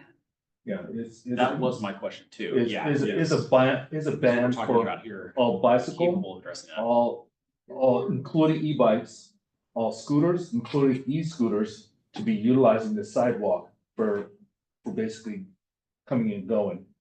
The complaint that we have received are mostly from the downtown area, but I agree with you, Commissioner Katz, in the fact that the kids are utilizing the sidewalk on Almond to go to Mountain View. If you go there about 11:30 when lunch gets out, everybody is on either it's a sidewalk or bike lanes because the bike lane is not wide enough for everybody to utilize, so they start utilizing the sidewalk as well. So, but like I stated, I'm following the request of this commission to go ahead and place this moratorium in the downtown area. One way to operationalize Steve's point, I think, might be to just talk about, let's say we adopt any of these, then how do we think about, enforcement of any of this? And I don't know if you've noticed, but PD has been enforcing it. They have been issuing tickets. To Commissioner Katz's point, when the kids do come up to the downtown area from Los Altos Heights, they come up on San Antonio. I would say, based on my observation, probably about 90% of the kids utilize that. When they go back to the school, there's usually about 60% utilizing the same side of the road.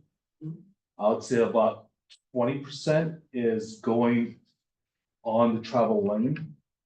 I mean, some of the scenes that I'm seeing from my office scares me. And then the remaining is actually utilizing the lanes properly. But yes, what they do is because it's not more of how the intersection function, is how does the light change is the direction that they're actually utilizing the sidewalk. So I've seen on numerous occasions where you're going out of the downtown area, you're on that island, but the traffic stopped. Cars are making that right turn out of Edith. They utilize that opportunity to go cross. Soon as there's no cars on Edith, they cross again and start utilizing either the bike lane or the sidewalk. So You're saying 80% are in violation of what they should be doing. I mean, that's huge. I mean, so for specifically, I guess, the question at hand, right, which is I mean, it just says e-bike and e-scooter ordinance, but this also extends to skateboards. Right. And because it's all classified under the same thing under the vehicle code. yeah, and the part that I would say, like looking at these three plans, right? I was just in downtown, multiple times recently, and it's a problem. I'm a bicyclist, but I also see this as a problem for even adults. Where they are riding their road bikes to get from like, what street is that? I think State Street, coming over to go to Pete's to get coffee. State Street, going to State Street Market. Side streets going on temporarily because there's actually a low amount or a local quantity of bike racks. And the bike racks actually aren't, well, one, designed to hold e-bikes because e-bikes are bulkier and they require special racks or rack designs. Or e-scooters for that matter. So do we have a map, or do you have something that you can present to us in the future of all the bike rack locations in our central business district, like in which would encompass area 3? So we could actually see where, if we're gonna tell people you can't ride your bike on the sidewalk, where they could ultimately roll up easily, and whether it's the bikes for family bikes, I forget what they're called, but trailer bikes, and other bike types. Think about it more broadly. Just to let you know, behind the scene, I'm already talking to the city manager's office. They would like to add additional bike racks, more specific e-bike racks in the downtown area. And one of the things that I'm trying to do is figure out how many they're looking at. Because we're gonna be redoing State Street, and Main Street as part of our market resurfacing. I've already identified a couple of locations where it makes sense as you're coming in from San Antonio, where you could locate these. So you would encourage them to try to park at those locations. These are locations where probably gonna have to remove the parking stall because of daylight rules. So we're trying to utilize those as islands where we can use those as bike racks. So that the bike rack is not on the sidewalk, we're still the riders are not on the sidewalk to park. So you're talking about street side or like curbside. That is gonna have to be removed as a parking space for daylighting, but you think there's still availability for it to be used as a bike. Correct. Parking space. Okay, that's interesting. That could be a really good use of space if that's possible. Thanks. We're gonna see, or we can, so I had a question. Make sure you fill out on afterwards. Yeah. Oh, No, I can do that. okay, I guess, that intersection is the State, Main, Edith is very challenging for families, people on bicycles. And I do wonder, has anybody considered having all traffic stop for automobiles so that pedestrians and bikes can cross and just get it over with? A scramble, yeah. Yeah. And that may be a solution to the students who are, trying to maneuver over, and rightly so, it takes a long time. Yeah. And if you get across to one little, you get stranded, and if there are 3 of you, I mean, I did this with my grandson recently, and we were, all trying to stay away. Thank you. Yeah, great suggestion. That was down in the Verbs grant, the Homestead Scramble. Yeah, so we have some precedent.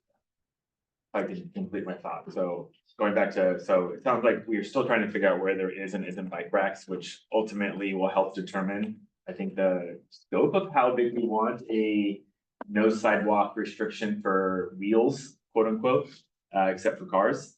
I mean, I don't know, I'll speak for myself, I'm not against having the entire complete central business district as a no sidewalk thing, but at the same point, I would say that we would need to put class 3 bike chevrons on the streets to ultimately show that it is a shared place for bicycles, skateboards, and bikes, e-bikes or whatever have you. So I think it would need to be multi-pronged. In the end, I mean, it's a pretty big downtown, quote unquote, depending on other locations, and people are gonna try and get there safely. But we also need to give them kind of space to actually meet safely, whatever that might be, right? Whatever wheel choice they choose. So I would say for me, if I'm voting, option 3 would be it, but we also need to make other things in consideration, which would be biking chevrons, bike racks availability, and understand where those are located. So there's my vocal vote. Stacy, can you go first? We'll get to you, I'm sorry. Yeah. Thank you. Before I give my opinion, I just want to ask a question. I know you're saying we're getting a lot of complaints from businesses. The businesses that are complaining, on what streets and what sections of what streets are they located? Majority of the complaints I've been receiving, not just only from business, but also from pedestrians. They're mostly on Main Street and State, because that's where a majority of the business is at. So it's not only that, but I'm also slowly getting complaints from outside those areas, because as they're walking to the business, they're getting cut off. Yeah. So my opinion would be option 1. State and Main, particularly where we're getting the areas of complaints from the businesses and the pedestrians. We have a precedent for those of you who have been around, and I'm the only one up here. When the 4-way stops first came to downtown, they first came to Main Street.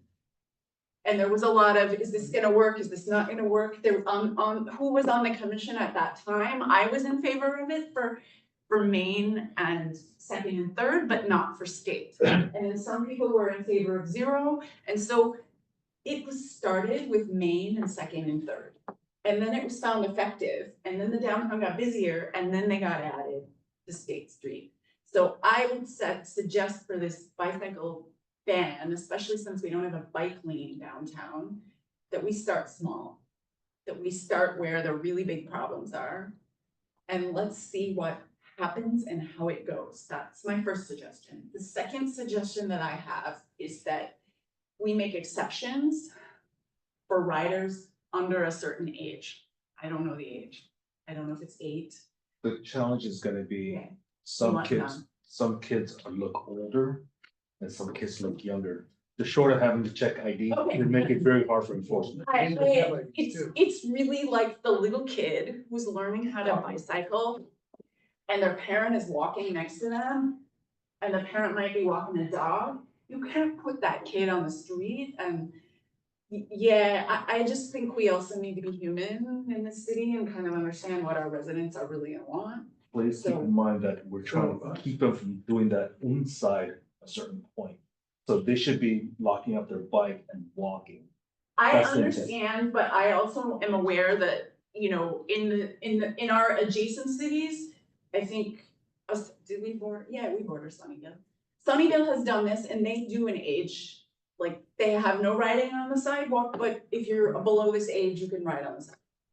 But is that for the city or for downtown? They do it for their city. For the city. But they So- have a high, it's a teenager age, and they allow you to ride on the sidewalk if there's a safety issue. And the reason this came about is they talked originally about banning biking on the sidewalk, period. And then people came in and spoke, and then it was like, wait a minute, we need exceptions. So here's, So- I have an issue. Yeah. My issue is that at the city level, that makes sense.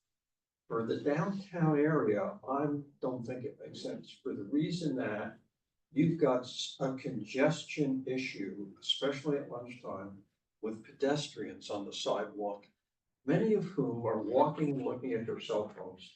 And if you have little kids who don't have full control of their bikes to begin with, that either the pedestrian's gonna walk right into the kid because they're not looking down or looking some another direction.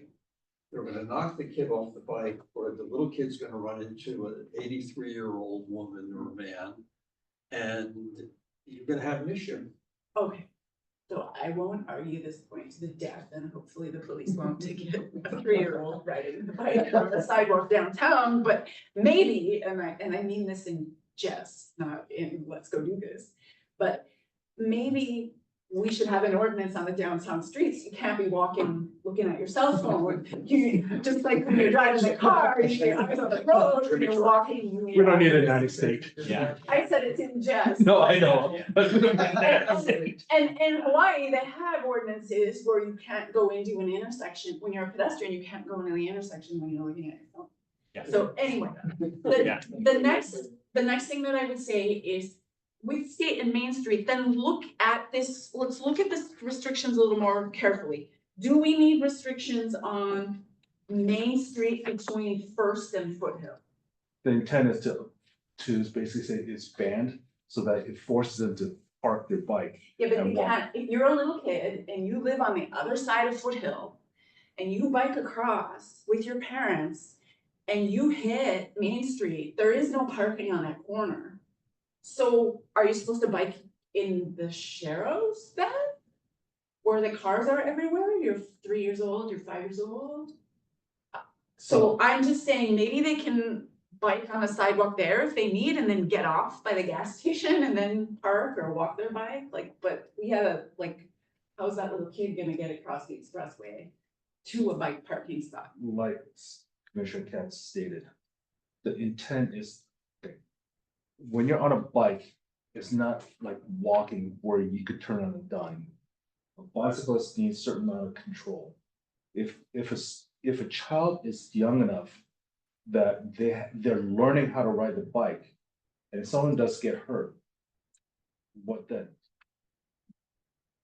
I'm not sure what you're saying, because I think what I'm saying is if there's a kid on the other side of the expressway and they're with their family and they're learning how to ride the bike and they're coming to downtown to do something downtown, like, and that little, they cross the expressway, that's a little dangerous section on Main Street between Foothill and First. If And you want they me to, can't if you want me to park adjust the their line, I mean, that's not a problem. Yeah, that's what I'm proposing yeah. to the But- commission and staff. But what the intent is, using your same analogy, if I wanted a child to learn how to ride a bike, I also would want them to learn the rules of the road. Yes, so I think all parents want their kids to learn how to use the road, but we don't have the infrastructure in the city where the kids can all learn. There isn't a bike lane from the other side of the expressway in through downtown. So the question is, how do you get your kid somewhere safely with the absence of infrastructure that's not provided? I think that's the point I'm making. And then I think the next thing that I would say is that I agree with Scott, is that there should be some kind of, if we can't have a bike lane, some kind of bike route or Sharrows. I don't know if it's State Street that gets it, and then we need in your red arrow, I feel like for somebody who's riding through downtown, you need a Sharrow on Second or Third. They need a way to pass through there. I don't think we should make everybody have to get off their bike. There should be a path through. Because if it's just Main and State Street that are the issues. Please keep in mind that this is for the sidewalk. If they want us go across, we do have a road still could go, you could go. Yeah, They're still riding yeah, the road, right? so I We're still think, riding the road. can we put a bike lane or can we make a bike route with Sharrows through? A lot of the roads are very narrow, so if we do that, then we have to now take away parking. So, but I think the question is here is what are we prioritizing? We're saying motor vehicles can drive and have two-way directions.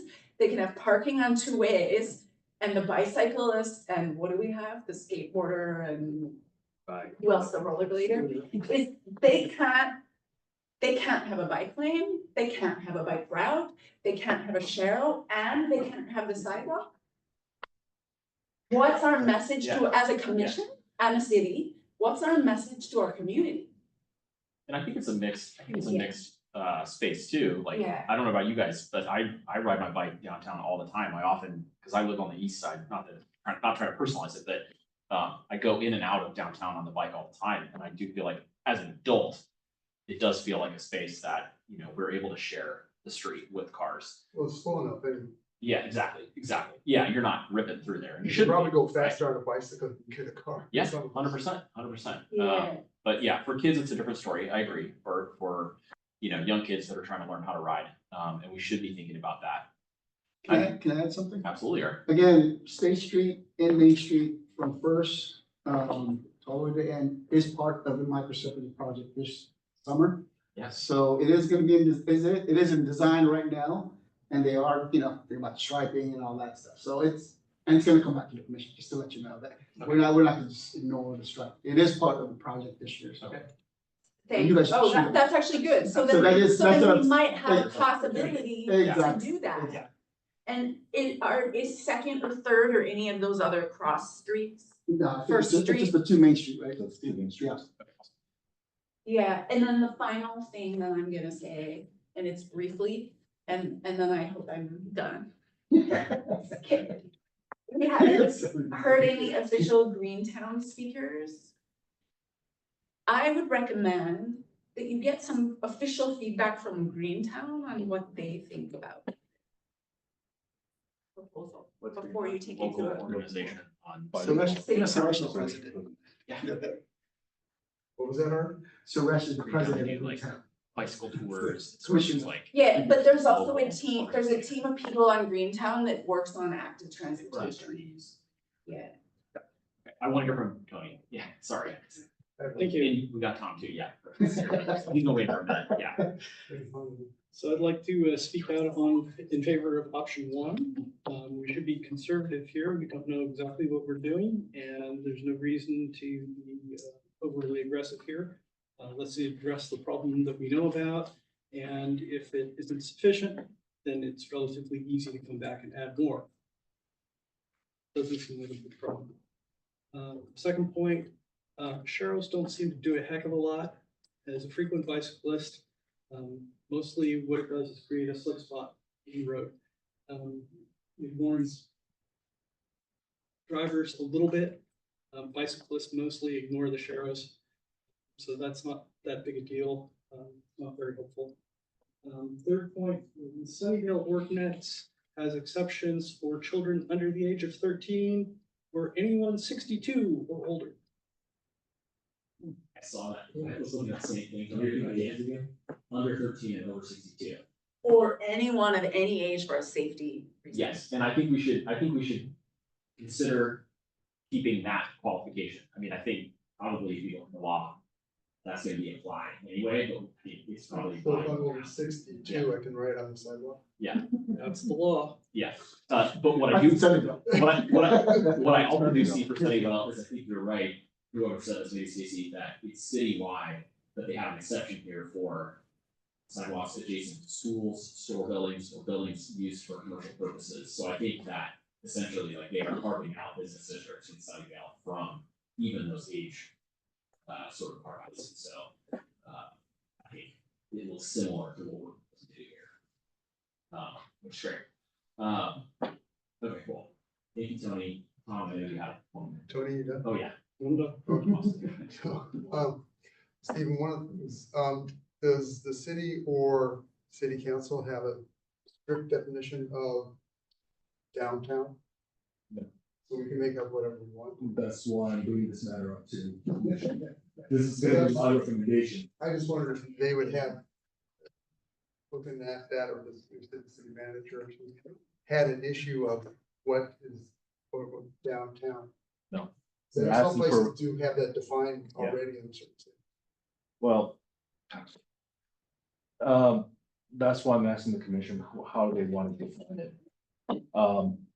I have not defined it under AB 43, so it's kind of open-ended right now. But if the commission would like to just put a moratorium on certain streets, that's gonna be my recommendation to the council. So I think, when you start small and see how that works, and if anything else you can expand out. And make changes, but, also, if you see a bike rack that's full and you can't park there, or bike, is there a method or signs that, something, I mean, yeah, listing where all the other bike racks are, or where you could park? So that you don't have to drive around finding them. Let me see what I can do. There is a map of the bike, all the bike racks in downtown. I did take it down from, because we wanted to clean up the Complete Streets Commission. I will put it back and it'll be in the Complete Street. There's a plan for all the bike racks. We probably made you do that. So. Yeah, you guys are asking to clean Clean it this up, up. so I took it off, so, but I'll put it back in. You know, based on. Yeah, we'll confirm, make sure that those, it's still with that. So bike racks are a very big concern. Bicyclists will park their bikes wherever and wherever necessary. I frequently on rides where we arrive with a group of 35 of us ending up at Starbucks. And you can't build a bike rack. Bike racks. You just lock all yours together. Lock them together to trees, to the bike stands that are there, lean them up against anything in the area. You need to lock it up like It's stop not a big sign or deal. stop light, street light. Their benches, whatever is available. One thing that I'm gonna Not remind bad. the commission, Right there anyway. when police was here last time, they did not they requested not to put age limits because it makes it very difficult for them to do enforcement. Understood. And Sunnyvale doesn't have an age limit anyway, like the age limit is irrelevant for if you're on a commercial sidewalk, so I think You like, does Disneyland have a height limit? yeah, exactly. So I have another question. I first talked about Main Street between Foothill and First. What about Main Street between Edith and San Antonio and up to like where State and Main come together? Is that section needed for no sidewalk rating? You have pedestrian coming up to San Antonio and crossing. There's a lot of pedestrians, especially at lunchtime. What was your question about that intersection, Stacy? I'm just asking this, in the upper right corner of option one, this little section here. Does that need a no riding on the sidewalk, or can it start at the intersection of State and Main? That's a question. Yeah. Wait, I heard you, yeah. But that's a question for the commission. It seems to me that if we want to be consistent, we should start at the beginning of downtown rather than start 80 yards in. Because once somebody's riding on the sidewalk, they're not gonna just get off the sidewalk, right? I think you want to prevent them from starting on the sidewalk. Yeah, I think theoretically, I totally agree with you. The only reason I brought this up is because like our Homestead Grant triangle down there, that's really crazy. This intersection of Main and Edith and San Antonio is also really crazy. So if I'm a mom with a little kid who's just learning to ride, And maybe we should. I want to teach them the rules of the road, but I also want them to be safe. Maybe we should learn to ride some places. That's what I said too. There isn't always a place in this city, and I think young families should be able to ride downtown. It's like all ages, all ability. Okay. I would like to change my vote. I agree with you with all your logic on area one, start small, go big. Yeah. Simultaneously, though, I would disagree, Tony. I was having lunch at Vapor El Tacos, whatever it's called. And there was like only 5 bicyclists there. They locked them up to 2 or placed them and hung them on like chairs, locked up to a tree that clearly is being beaten because of bicycles leaning on it. And then the scooter came up and blocked the sidewalk, and I was like, this is the problem. Like pedestrians actually couldn't pass, and there was a traffic jam. I went with a stroller, and I was like, we need bike racks in this city. This is not radical. And I looked up and down, and there was not one bike rack. And I was like, aside from like a bike squadron coming in, which is a very different scenario, day-to-day use case, I feel like we need bike racks. So in addition to no biking, people need to be able to park their bike somewhere, because ultimately they just go riding up and down the sidewalk as is very logical. I agree with that in the sense that I think some bike racks can be helpful, even if like critical mass or a huge group of bikes comes through at any given time. It can be good. Also, I don't like getting my bike stolen. It's easy to lock it on a bike rack or something. It's better. Yeah, agree with that. Does it make sense for folks to, I mean, Stacy, I take your point on whether we want to tweak some of exactly where this starts, but I think, does it make sense for us just to say, like, of the three options that Stephen, you presented, and thank you for presenting these to us and drawing them up, that, well, maybe I shouldn't put the cart before the horse. Should we take a vote on these three options with the understanding that maybe, even if we still want to talk about a tweak in one or two areas, that we can do that? How's that sound? I think we're ready to take a vote. Let's do it. Okay. Of the three options, who likes option one? Ideally with some proposed tweaks. Absolutely. Okay, so we're keeping that. Okay, unanimous option one. And Stacy, to your point, let's keep open the ability to, and Stephen, you tell us if that's gonna screw up the extent to which you can bring us to council or anything like that. Whatever modification you want. Thank you, appreciate it. And also, I want to capture a few things that folks said. I took a couple notes that I think would be nice to just consider alongside the proposal. You see what I wrote here. Yeah, I think we should have an express safety qualification. I think we can take the language that's in the Sunnyvale ordinance. It just says, you know, any individual regardless of age may ride a bicycle on a sidewalk if riding upon the adjacent street would place the cyclist in an unsafe situation. I don't see any reason to modify that. That would be, by the way, I'm just talking to you as a member of the commission here. This is not a commission-wide recommendation. So I'm saying, like, I personally would say, let's consider that. Also, I think a lot of folks mentioned, let's look at bike racks. I think that's already part of your proposal. That sounds good. Sounds like there's an opportunity to at least consider maybe a Sharrow, or as the striping downtown work happens, we can look at other options. I tend to agree with Tony that it's not clear to me that that's going to move the needle for cyclist safety or driver awareness. But at least, like, we know that the opportunity is there to consider it. And then to Steve Cass's point, I would love to see if there's a way for, while this is being enforced, folks can maybe just look northbound on San Antonio and see if folks are riding up on the wrong side of the road and maybe enforce that too. You know, that with some additional strain on PD. PD has been doing some enforcement on San Antonio, especially at lunchtime. I personally see them issuing tickets on several kids out there. Yeah, So that sounds high value. Yeah, that's super encouraging. That is a How do state we issue. do it if the kids don't have an ID? Well, it's illegal. Oh yeah, how do you know who you're I don't citing? know. Yeah, Well, if you're like in high school, yeah. you're not gonna have a driver's license. I don't know, but Good question. I've seen them pull them over. Helmets is the most common one. I mean, some of the things I've seen out there. Oh, it no, is we're gonna- scary. Yeah, for sure.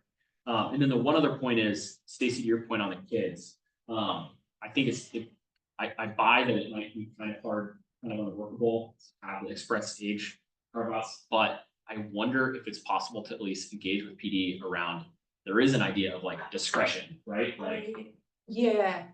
and like, if you see like a little kid who's just doing their thing with their parents, you need to cite that person, you know, maybe focus on whether. They there's an probably issue. won't. Yeah. PD probably won't. Yeah, I was gonna say. Like, can we just be realistic? PD Yeah. should be having basic common sense. That's exactly what I mean. That's exactly what I mean. You Yeah. should ask PD what they wanna do.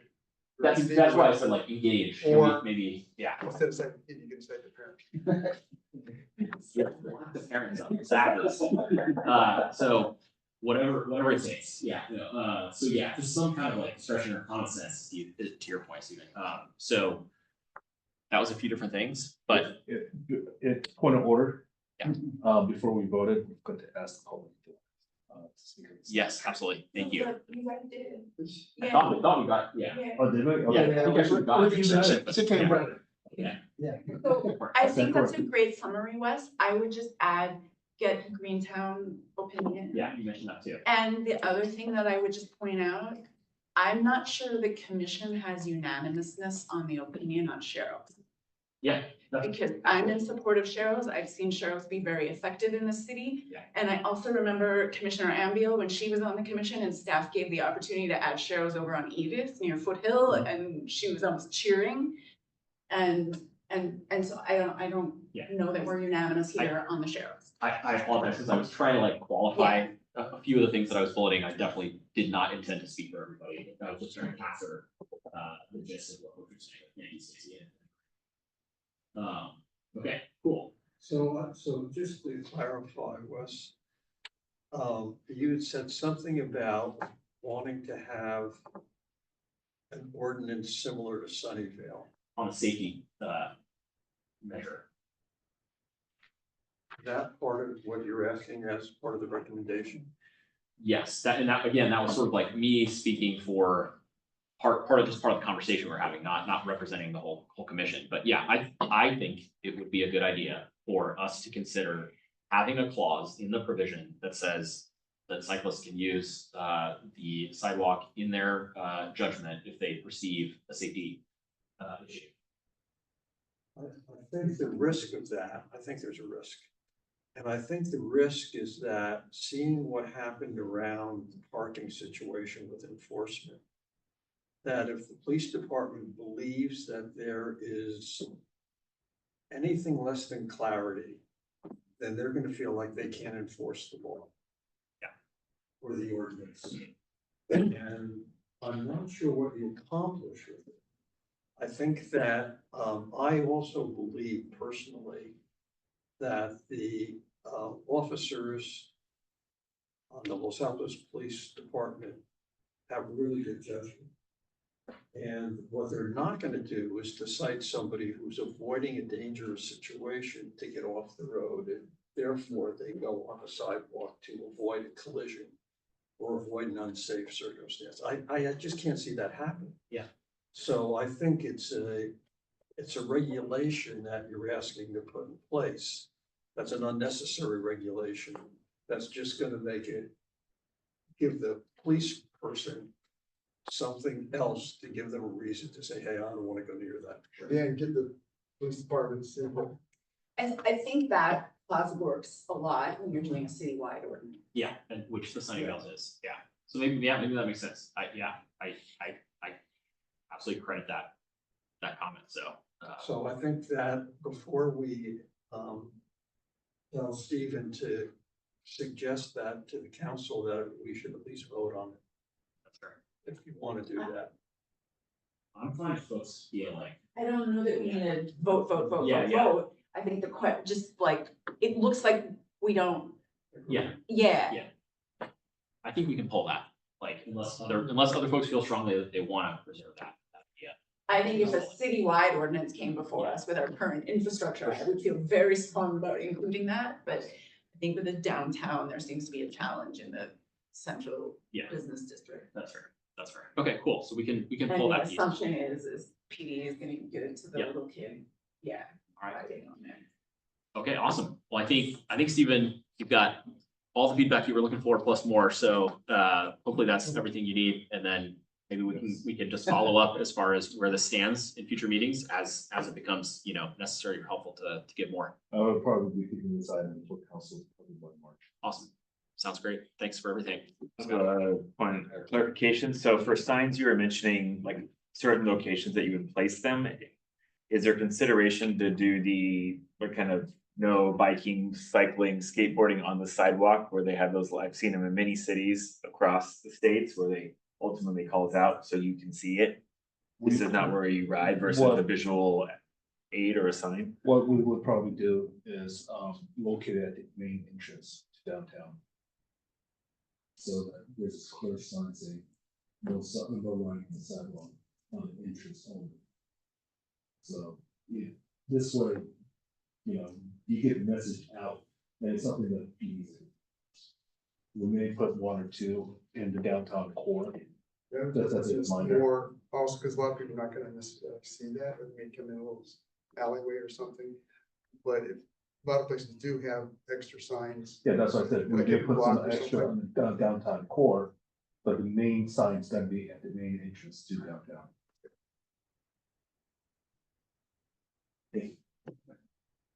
Thanks, Scott. Thanks, Steven. Okay, great. Well, I think we have done that item. Next is, okay, those are all our discussion items, then we have informational items. Art, do you have any for us on each of these? Well, I was gonna, Stacy, she was talking about infrastructure. Yeah, Well, she yeah, also took a break. yeah, okay. So we should, I wanna think about taking a break. Should we take a break? It's up to you. What's left on the agenda? It's just Informational. yeah, it's not much left. So I think we should just go through it, right? I say we hit it and we can Well, you also, point Stacy to it. we're gonna talk about the potential future adjacent items. Informational items next. Yeah, Well, no, the one after the. Yeah, presentation. yeah. Yeah, we'll go informational first, right? yeah, So, the first thing is, Something like since that. Stacy is talking about ignoring infrastructure projects, one project is that bid, that is going, it's, it's in the process of getting bids. And we're opening that in a couple of weeks, it's the, intersection access barrier removal, the Hetch Hetchy Trail, where they're gonna place new ADAs, new signage, so that's gonna be, so what Stacy said, we were ignoring some of those projects, we are not, so that's one, infrastructure project. Another thing is the annual street resurfacing of Thursfield, that is in design now, so we will probably bring the plans, I don't know, in March. What I instructed the consultant this morning is the fact that we want to have at least 65% design done before I move percent. 65 is when they start laying down the layout, the lanes of what is being proposed. So given the fact that we just had a kickoff, or field kickoff meeting, it'll probably be 2 months, no. Probably about April is when I'm going to present to this commission. And that's 65%, so you guys get, put your input in public and all that stuff, so. okay. And that, just to be clear, Art, that's, let's see, that's on the annual street resurfacing solar seal, so that's the set of resurfacing and solar seal Yeah, projects. the for mill the and fill, city the for mill and 25. fill and the solar Yeah, seal, yeah, gotcha. and the microservice. Yeah. So those are the two, all the streets. Okay. And then El Camino Real, any updates on that, Stephen? El Camino Real, at this point in time, the contractor who's doing the striping has completed majority of the striping within the jurisdiction of our city, both north and southbound. Caltrans is going before the California Transportation Commission to go ahead and request for additional funding. There is a shortfall in the project because they would like to change the means of protecting the bicycle lane. Instead of using delineator, they would like to use a raised delineator. The type that you see out on the road is a plastic, like a little curb with the delineator on top. They're indicating that the quote that we see from the contractor is significantly more than what the budget allows.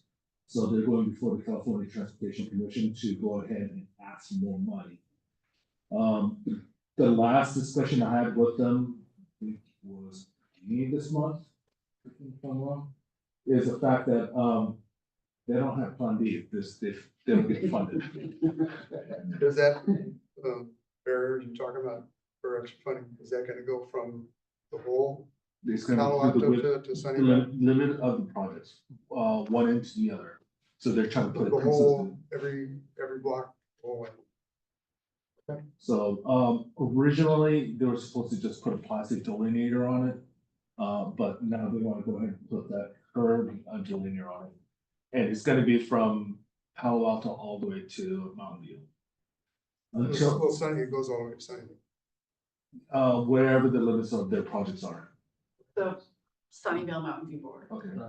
Just a suggestion for a sign opportunity is that where you turn right into Whole Foods from San Antonio Road is a not a bike, a bus stop Mhm. where these huge double length buses park. And Whole Foods has put a little sandwich sign right there by the crosswalk that says no right-hand turn on red. It's not a city sign. It's just a little sandwich board that stands about 3 feet high. And the problem is if you pull into that bus lane, which you're not supposed to, but a lot of people do, bus parking lane, to turn right, you can't see past the truck that's parked to the left of you. And there could be somebody coming across that crosswalk that you could potentially hit when you turn right against that red light. And the crosswalk is open for pedestrian traffic. I think that Los Altos should consider putting a no right-hand turn sign there so that Whole Foods doesn't have to have their own little sign there. There's That's 3 not signs really there. enforceable. There's 2 signs posted up on the traffic light above, and there's a So the lower city one. sign. There's city signs, there's 2. It's already there? There's 2 high, one's up high and they put one lower as well on the sidewalk. I don't know, it looks like a city sign to me, to ultimately prevent people from going right on the red, because there's a large gap between the sidewalk and that curb sign, so you basically kind of running a red light halfway to turn in. But my guess is when they actually redo the paving and they create a red zone for that bus lane, I'm guessing based off other cities that they're going to. Well, they should have modify already done that. Yeah, because it doesn't appear to be a legitimate sign, the one that's just the little folded sign there. Let us go and take a look at I know there's 2 on the mounted sign, which is across Ah, from. well, thank you. You know, what's interesting is I'm there all the time and I never noticed those. Yeah, they're up tile at 45-degree angle above. And that's probably why. That's why there's one below. Sign. The people run it all the time. And if people, after they do their, whatever the staff is gonna check on, if it still presents a problem, then the recommendation is maybe one of those digital Yeah. part of the traffic signal that has the right turn arrow saying no right turn again. You can't, right? So with that in mind, what Caltrans has done is they're pretty much been striping until such time that they put the delineator on. They're just gonna stripe the bike lane for now. When are they doing that? They should be doing that soon. We're not getting a really good straight answer from Caltrans on when they're gonna be doing a lot of the bike lane improvements. We were told at one point it was gonna be in May. Now I overheard somebody mention in October. So we're not getting consistent information. Steve, for your question, based off the Google Maps 2022, there is a no turn on red posted on the sign for showers. On the in the street turn. light. So it's one of the Yeah. 3rd signs. I was like, this is overkill, but it's clearly needed. Yeah. Maybe. But we do have a meeting with Caltrans next Monday, so we'll get the next update, so, if any new news, we'll let the commission know. Thank you, all right. One more question on that, I guess, challenge, given that every street light is on a default setting, going up and down El Camino. Is there any plans, given their slow progress of putting in the magnetic striping to improve The that? traffic signals are maintained and by Caltrans, so we have no jurisdiction of what their plans. You mean changing the timing We of? don't have any, We have no say. we have no say, that's Caltrans, anything on El Camino. Okay, even feedback doesn't. Is it possible to ask? We Yeah. we We could can, ask them. we can, Yeah. but, Yeah, you can definitely ask them, Yeah, because I know exactly. Sunnyvale has worked with them at different Yeah. times on traffic signal. Maybe they don't know, and if we ask them about it, they'll say, yeah, it's a great idea.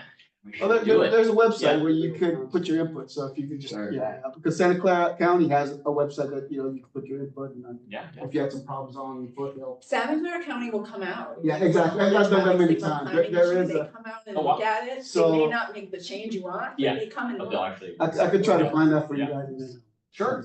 Yeah, absolutely. So I don't have to do that. So are you saying that you guys maintain the city only stoplight and timing? Exactly.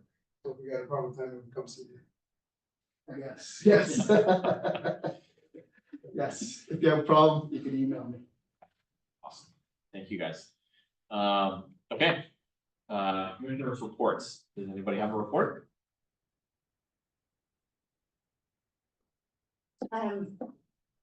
VC and VPAC met on January 15th. And a couple of the things we looked at was we got an update on the countywide bicycle superhighway plan. And I think one of the big noteworthy things in there is they added a new superhighway to the plan. And the superhighway that they've added runs on Charleston and what's the road? No. Foothill? No. It goes between Foothill, Arrested. That's why I looked at you, Jim, because I knew you are not getting old, and I. Yeah, so they've added that. So there'll be like a connection from the Foothill Superhighway to the El Camino Superhighway then. Yeah. That's the big updates there. I mean, this plan's gonna take a long time to implement, but they were giving us updates on kind of the progress they had been making so far on the various ones.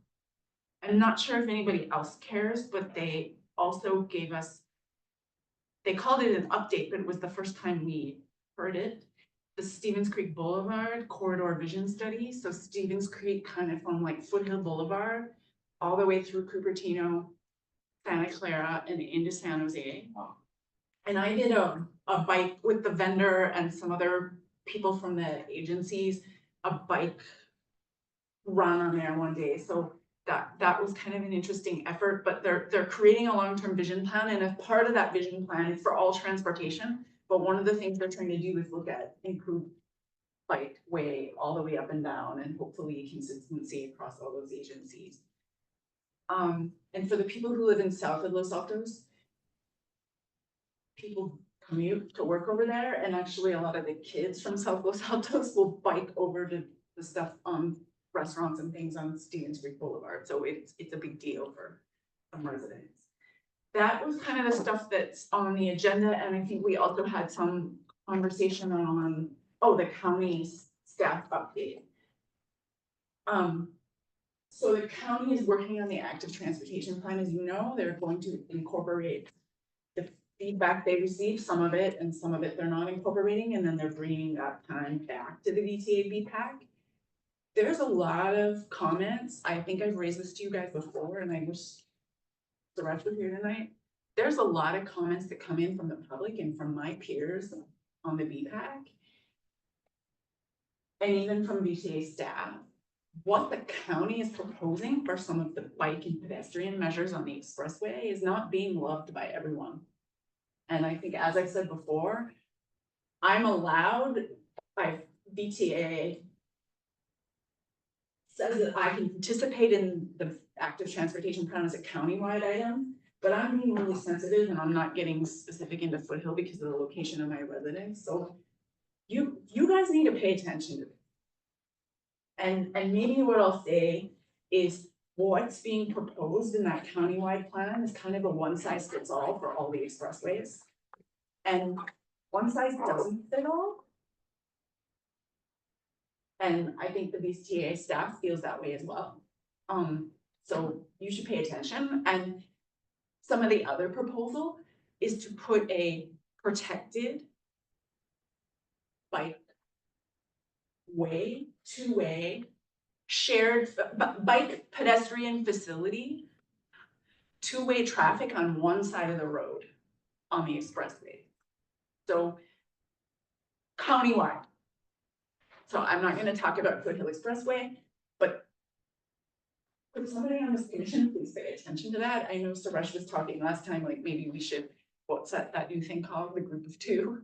Like Pairs. Could a pair. Stacy, is it possible for someone from the, if not you, somebody else to present to the commission exactly what's being proposed? Yeah, you can, I think the county came, Ben and the vendor came like a year and a half ago or something and presented, but that's completely changed. And I think they were presenting to Palo Alto, our peers in Palo Alto and then in Mountain View because they requested it. So yeah, yes, if you request that, I can't imagine they would deny you some neighbors here. Is there anything that has to happen for us to request it? Somebody has to request it. Like Wes and Art, yeah. Yeah, listening to that. Can we ask you, Stacy, to request it for us, or does it have to be something that comes directly from? No, it's better Yeah. that either Art or you guys do it. No, I understand, but I if can we're mention- saying it's me asking Stacy in her capacity as our representative, not like her personally making a request. I don't know that it matters, Art Yeah. can just email them. Okay, awesome. Yeah, let's do it, because I would love to have them, here, and I think there's value in us Yeah. hearing directly. Yeah. And I appreciate you bringing And this. I think our community should Yes, hear directly. absolutely, too. correct, Yeah. absolutely. I think Yeah. that's a great idea. Yeah, and that's a good thing to kind of let the community know a little bit too. Yeah, So absolutely. that's on our agenda, not just get on the agenda and nobody's paying attention, like Yeah. get the word out. Are you able, Art, to email them and just ask, and then if they're open to it, then we can schedule it, have them come and get it on the agenda. Yeah. And let people know. Because if their intention is to take the countywide plan, get it to the Board of Supervisors, get it voted on, and then that's the plan. Yeah. And then we'll so get Bill. when Food Hill Expressway comes up as a community meeting or comes before our commission, if the county brings it and the public comes and is like, I don't want this, I want this, it's like, well, the Board of Too late. Supervisors voted for it, then you Yeah. can't have that. Yeah. So It's a good you idea. guys should pay attention, yeah, pay Yeah, attention now, Absolutely. Yeah, thank you. yeah. Anything else on BPAC? No, that was the gist on the VPAC. Thank you. They've had me be chair again one more year, but I think I told them. this will be my- Well, thank you for your service. Yeah, you're welcome. For being Los Altos, helping the county, huge amount. Okay, any other reports from folks? Tony? Annoyance report, southbound Foothill Act 280. There's a bicycle transition in front of the on-ramp there that is extremely dangerous. Numerous people have gotten almost hit.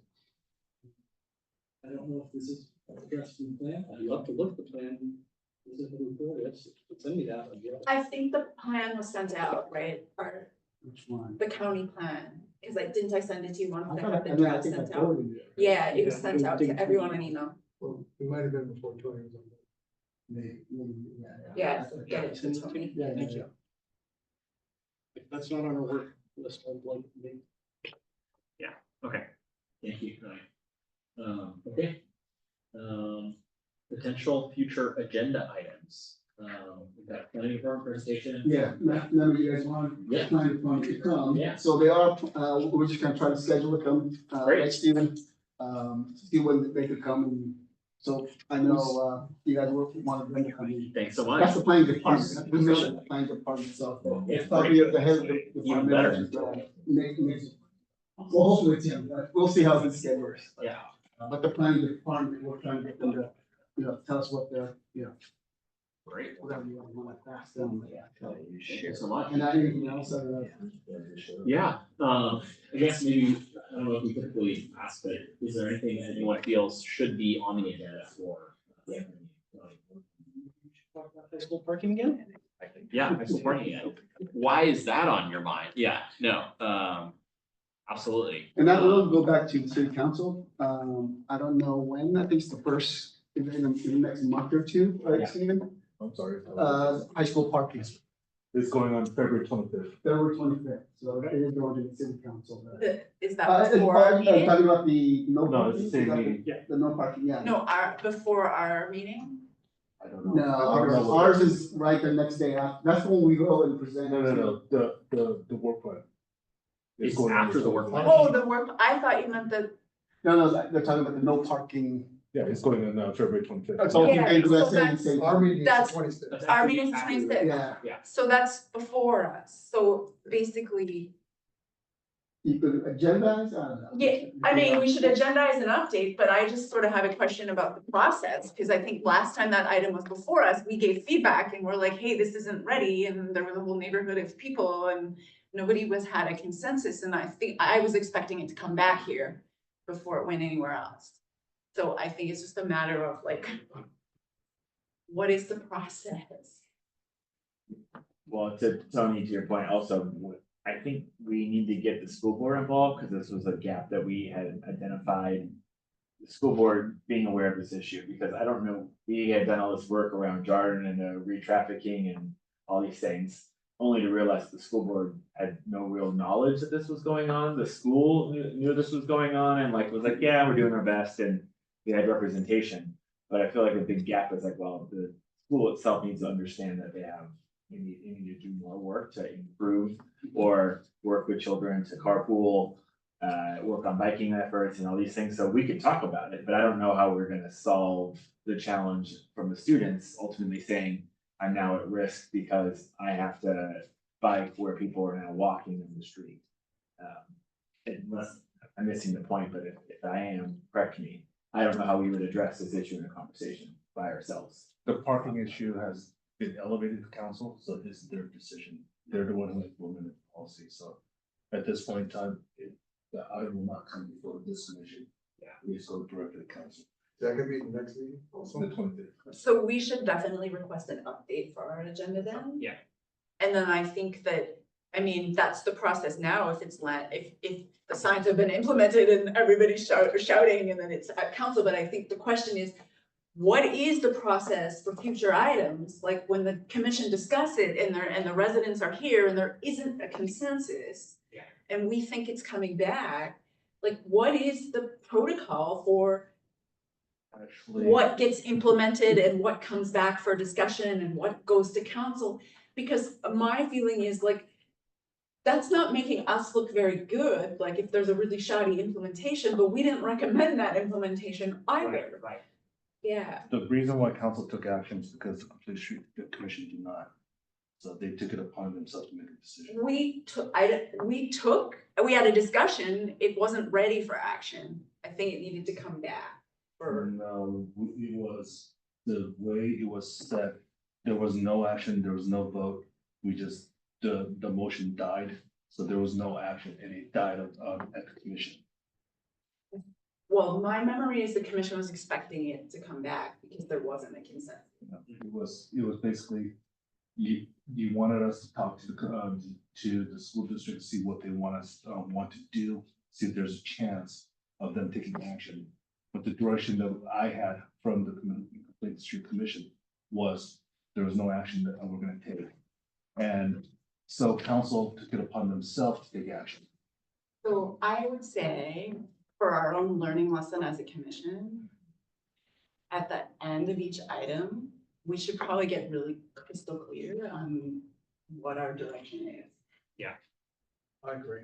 Because my memory was, I was expecting that to come back. I don't know what everybody else was expecting, but I think here we just have to look at it as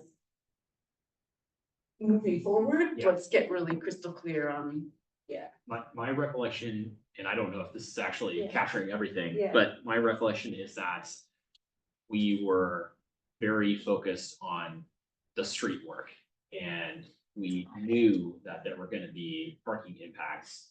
And I think there was some degree of maybe like staging that out, like we wanted to make a decision on street improvement work and do that, and we did that. And then maybe there was a sense that we would then consider the parking implication, because it felt like that was a separate kind of conversation. We knew there'd be an impact, and then maybe there was an opportunity to contemplate that and make a recommendation on that. But clearly, yeah, that, I don't remember that ever coming to us as a, ready to make a decision point for us. So, yeah, that's my recollection. And clearly, the city council felt like they needed to do that. No, I would just Yeah. like to reinforce what Stacy said, which is looking forward rather than backward. Yeah. And I think very often we'll talk about things and then they just kind of trickle off. Yeah. And I think we need to get closure as a commission as to what we expect in terms of next steps. Well, the other thing being is that we haven't had our representation of city council here for quite a while either. Yeah. And so I don't know if. I just want to make it, also Larry Way is our new council liaison. He said he couldn't make it today. He apologized, but he's definitely looking forward to. Because there wasn't anybody in the previous one and the one before that. Well, he just became for I this. understand, but I'm saying the one before. Yeah. that. Well, I Sally's, Sally Mary was injured. I think, as you can see that from the city council, she wasn't in that, Oh, gosh. So, She so that's what she couldn't make it. Actually, Well, and when we were it's kinda talking about I the think- no parking, Sally was here for that It's discussion. also kind of hard for us to have input to that if we're not getting feedback from them, but them not being here either. Yeah, I think maybe the way I would characterize that is, you know, we have an opportunity to have some engagement with Larry in the council. And then This part time of, around. yeah, part of the Yeah. handbook, I was reminded by the new city handbook? clerk, no, just the handbook Oh. is you do have a chance to meet with Larry Yeah. one-on-one. Yeah. With you and the city staff. So we will schedule that after the joint meeting. After Yes, so the chair gets to meet with, So the chair gets to meet. the other question is, which is Larry? Larry. Is he on Zoom right now with us? No, he's in training, He's in training. He said us an email that he could make it. but because he's a new council member, he has to be in training by Yeah. some time. It was just that, it was Before for he could even join us on Zoom? No, he's actually physically in training right now. We will make sure that, we'll say that Tom will request that you come every. Well, I'm just saying it's helpful Yeah, to see, have he- input. I think we He's looking- all, he's looking forward to I it. think it's not just Tom, Yeah. I don't wanna speak for the whole commission, but I think we all would benefit from having a council member here, because whether they agree with us or not, someone can represent the perspective of the commission at the council meeting. On his behalf, he did say he apologized for not coming. Yep, for sure, appreciate that, Art, and looking forward to working with Larry, and yeah, I think we had. My experience was when Sally came and was engaged in some of the issues that we worked on last year, it was very helpful, to do that, and I think, you know, we also have opportunities to, you know, we can attend the city council meetings when there's relevant items up, and we can stay abreast of stuff. I think at the same time is we shouldn't expect the council members to come here and engage in our meeting in a way that they're sharing opinions and things like that. This is our meeting. Absolutely. 100%. And we should make it our meeting. And they're here to listen. Mhm. They're here to, if we have a procedural issue, to ask them. But they can't give us direction on behalf of the whole council because they're not a majority of the council. 100%. So I do like think, hearing their opinion. yeah, but we're not, but that's not our, but Tom, this is our meeting and I I know, think but that's. it's also, well, maybe you shouldn't say their personal opinion, but more their feedback on how this commission and council, what the council may be looking for. as Yeah, their but- personal- But I see, as long as the council as a whole is given the direction of what they're looking for. But if They the may have council, insight too. but if the council as a whole has not given that public direction, then we can't get. Direction.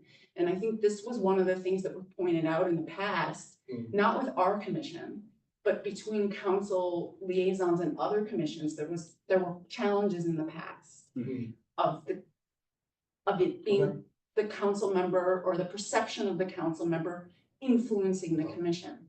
And we're an independent body, so we're not supposed to be influenced by a non-majority of the council. So may I ask either Art or Stephen, just so that I can make a note of it, what CSC relevant items are gonna be on the council agenda between now and our next meeting?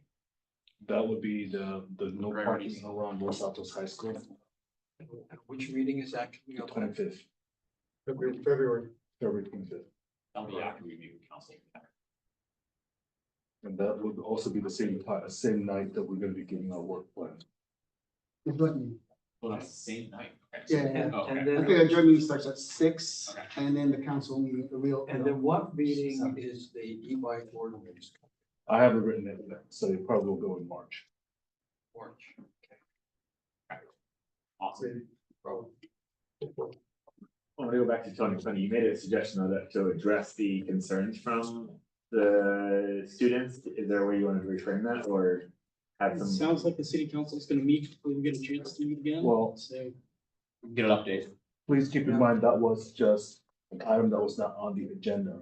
As a commissioner, you can agendize it and discuss it, but it was just informational purpose only. And then which meeting is the work plan being presented? Same night, this was it. Yeah. And then I've got one other thing for a future agenda item. I was thinking about the comment that was made by Mr. Wynn earlier about having a database for comments. And that's not the first time that that's come up. It's come up several times, I think, in the past 6 months. And one of the things I know, Art, that you capture those comments as they come up. But they really aren't, they're accessible to you and Stephen, but they're not really accessible to the commission. Perhaps to the chair and vice chair, but not to the rest of us. But I think what would be great at one of our future meetings, since we're going into a new year now, would be even if you guys just bucketed them into major categories. Say that, you know, since the change in administration, change in staff, that of all the comments we've gotten 16 about this subject. You know, that's the most vocal one, maybe 8 about the second, 6 about the third. So at least we get a sense as to, in aggregate, what is the community most concerned about right now? That would be helpful to me, rather than knowing that, actually getting an organized database that is, we can do something with as a long-term wish list. But at least we can get some insight into what's happening. If I may suggest, could we agendize it and discuss? Because we have to also figure out how we're gonna be able to utilize it. Or how we're gonna capture that data. So I kind of would like to talk to the rest of the commission about a clear expectation of that data capture. And how you guys envision being able to look up that information. So that we can try to see what resource we have to provide that opportunity. Yeah, I think that'd be great. So add that to the agenda for next month's meeting. Let's do that for February. Okay, amazing. Is there anything else anyone else wants to raise tonight? Otherwise, I think we can actually adjourn. No, I'd like to, can we get a Super Bowl pool going? Can we get the Niners in the Super Bowl? Yeah. Is that No. commissioner or non-commissioner? Yes. Yeah, that's beyond our pay. Thanks, everybody. We're adjourned Caroline. at 40. Well,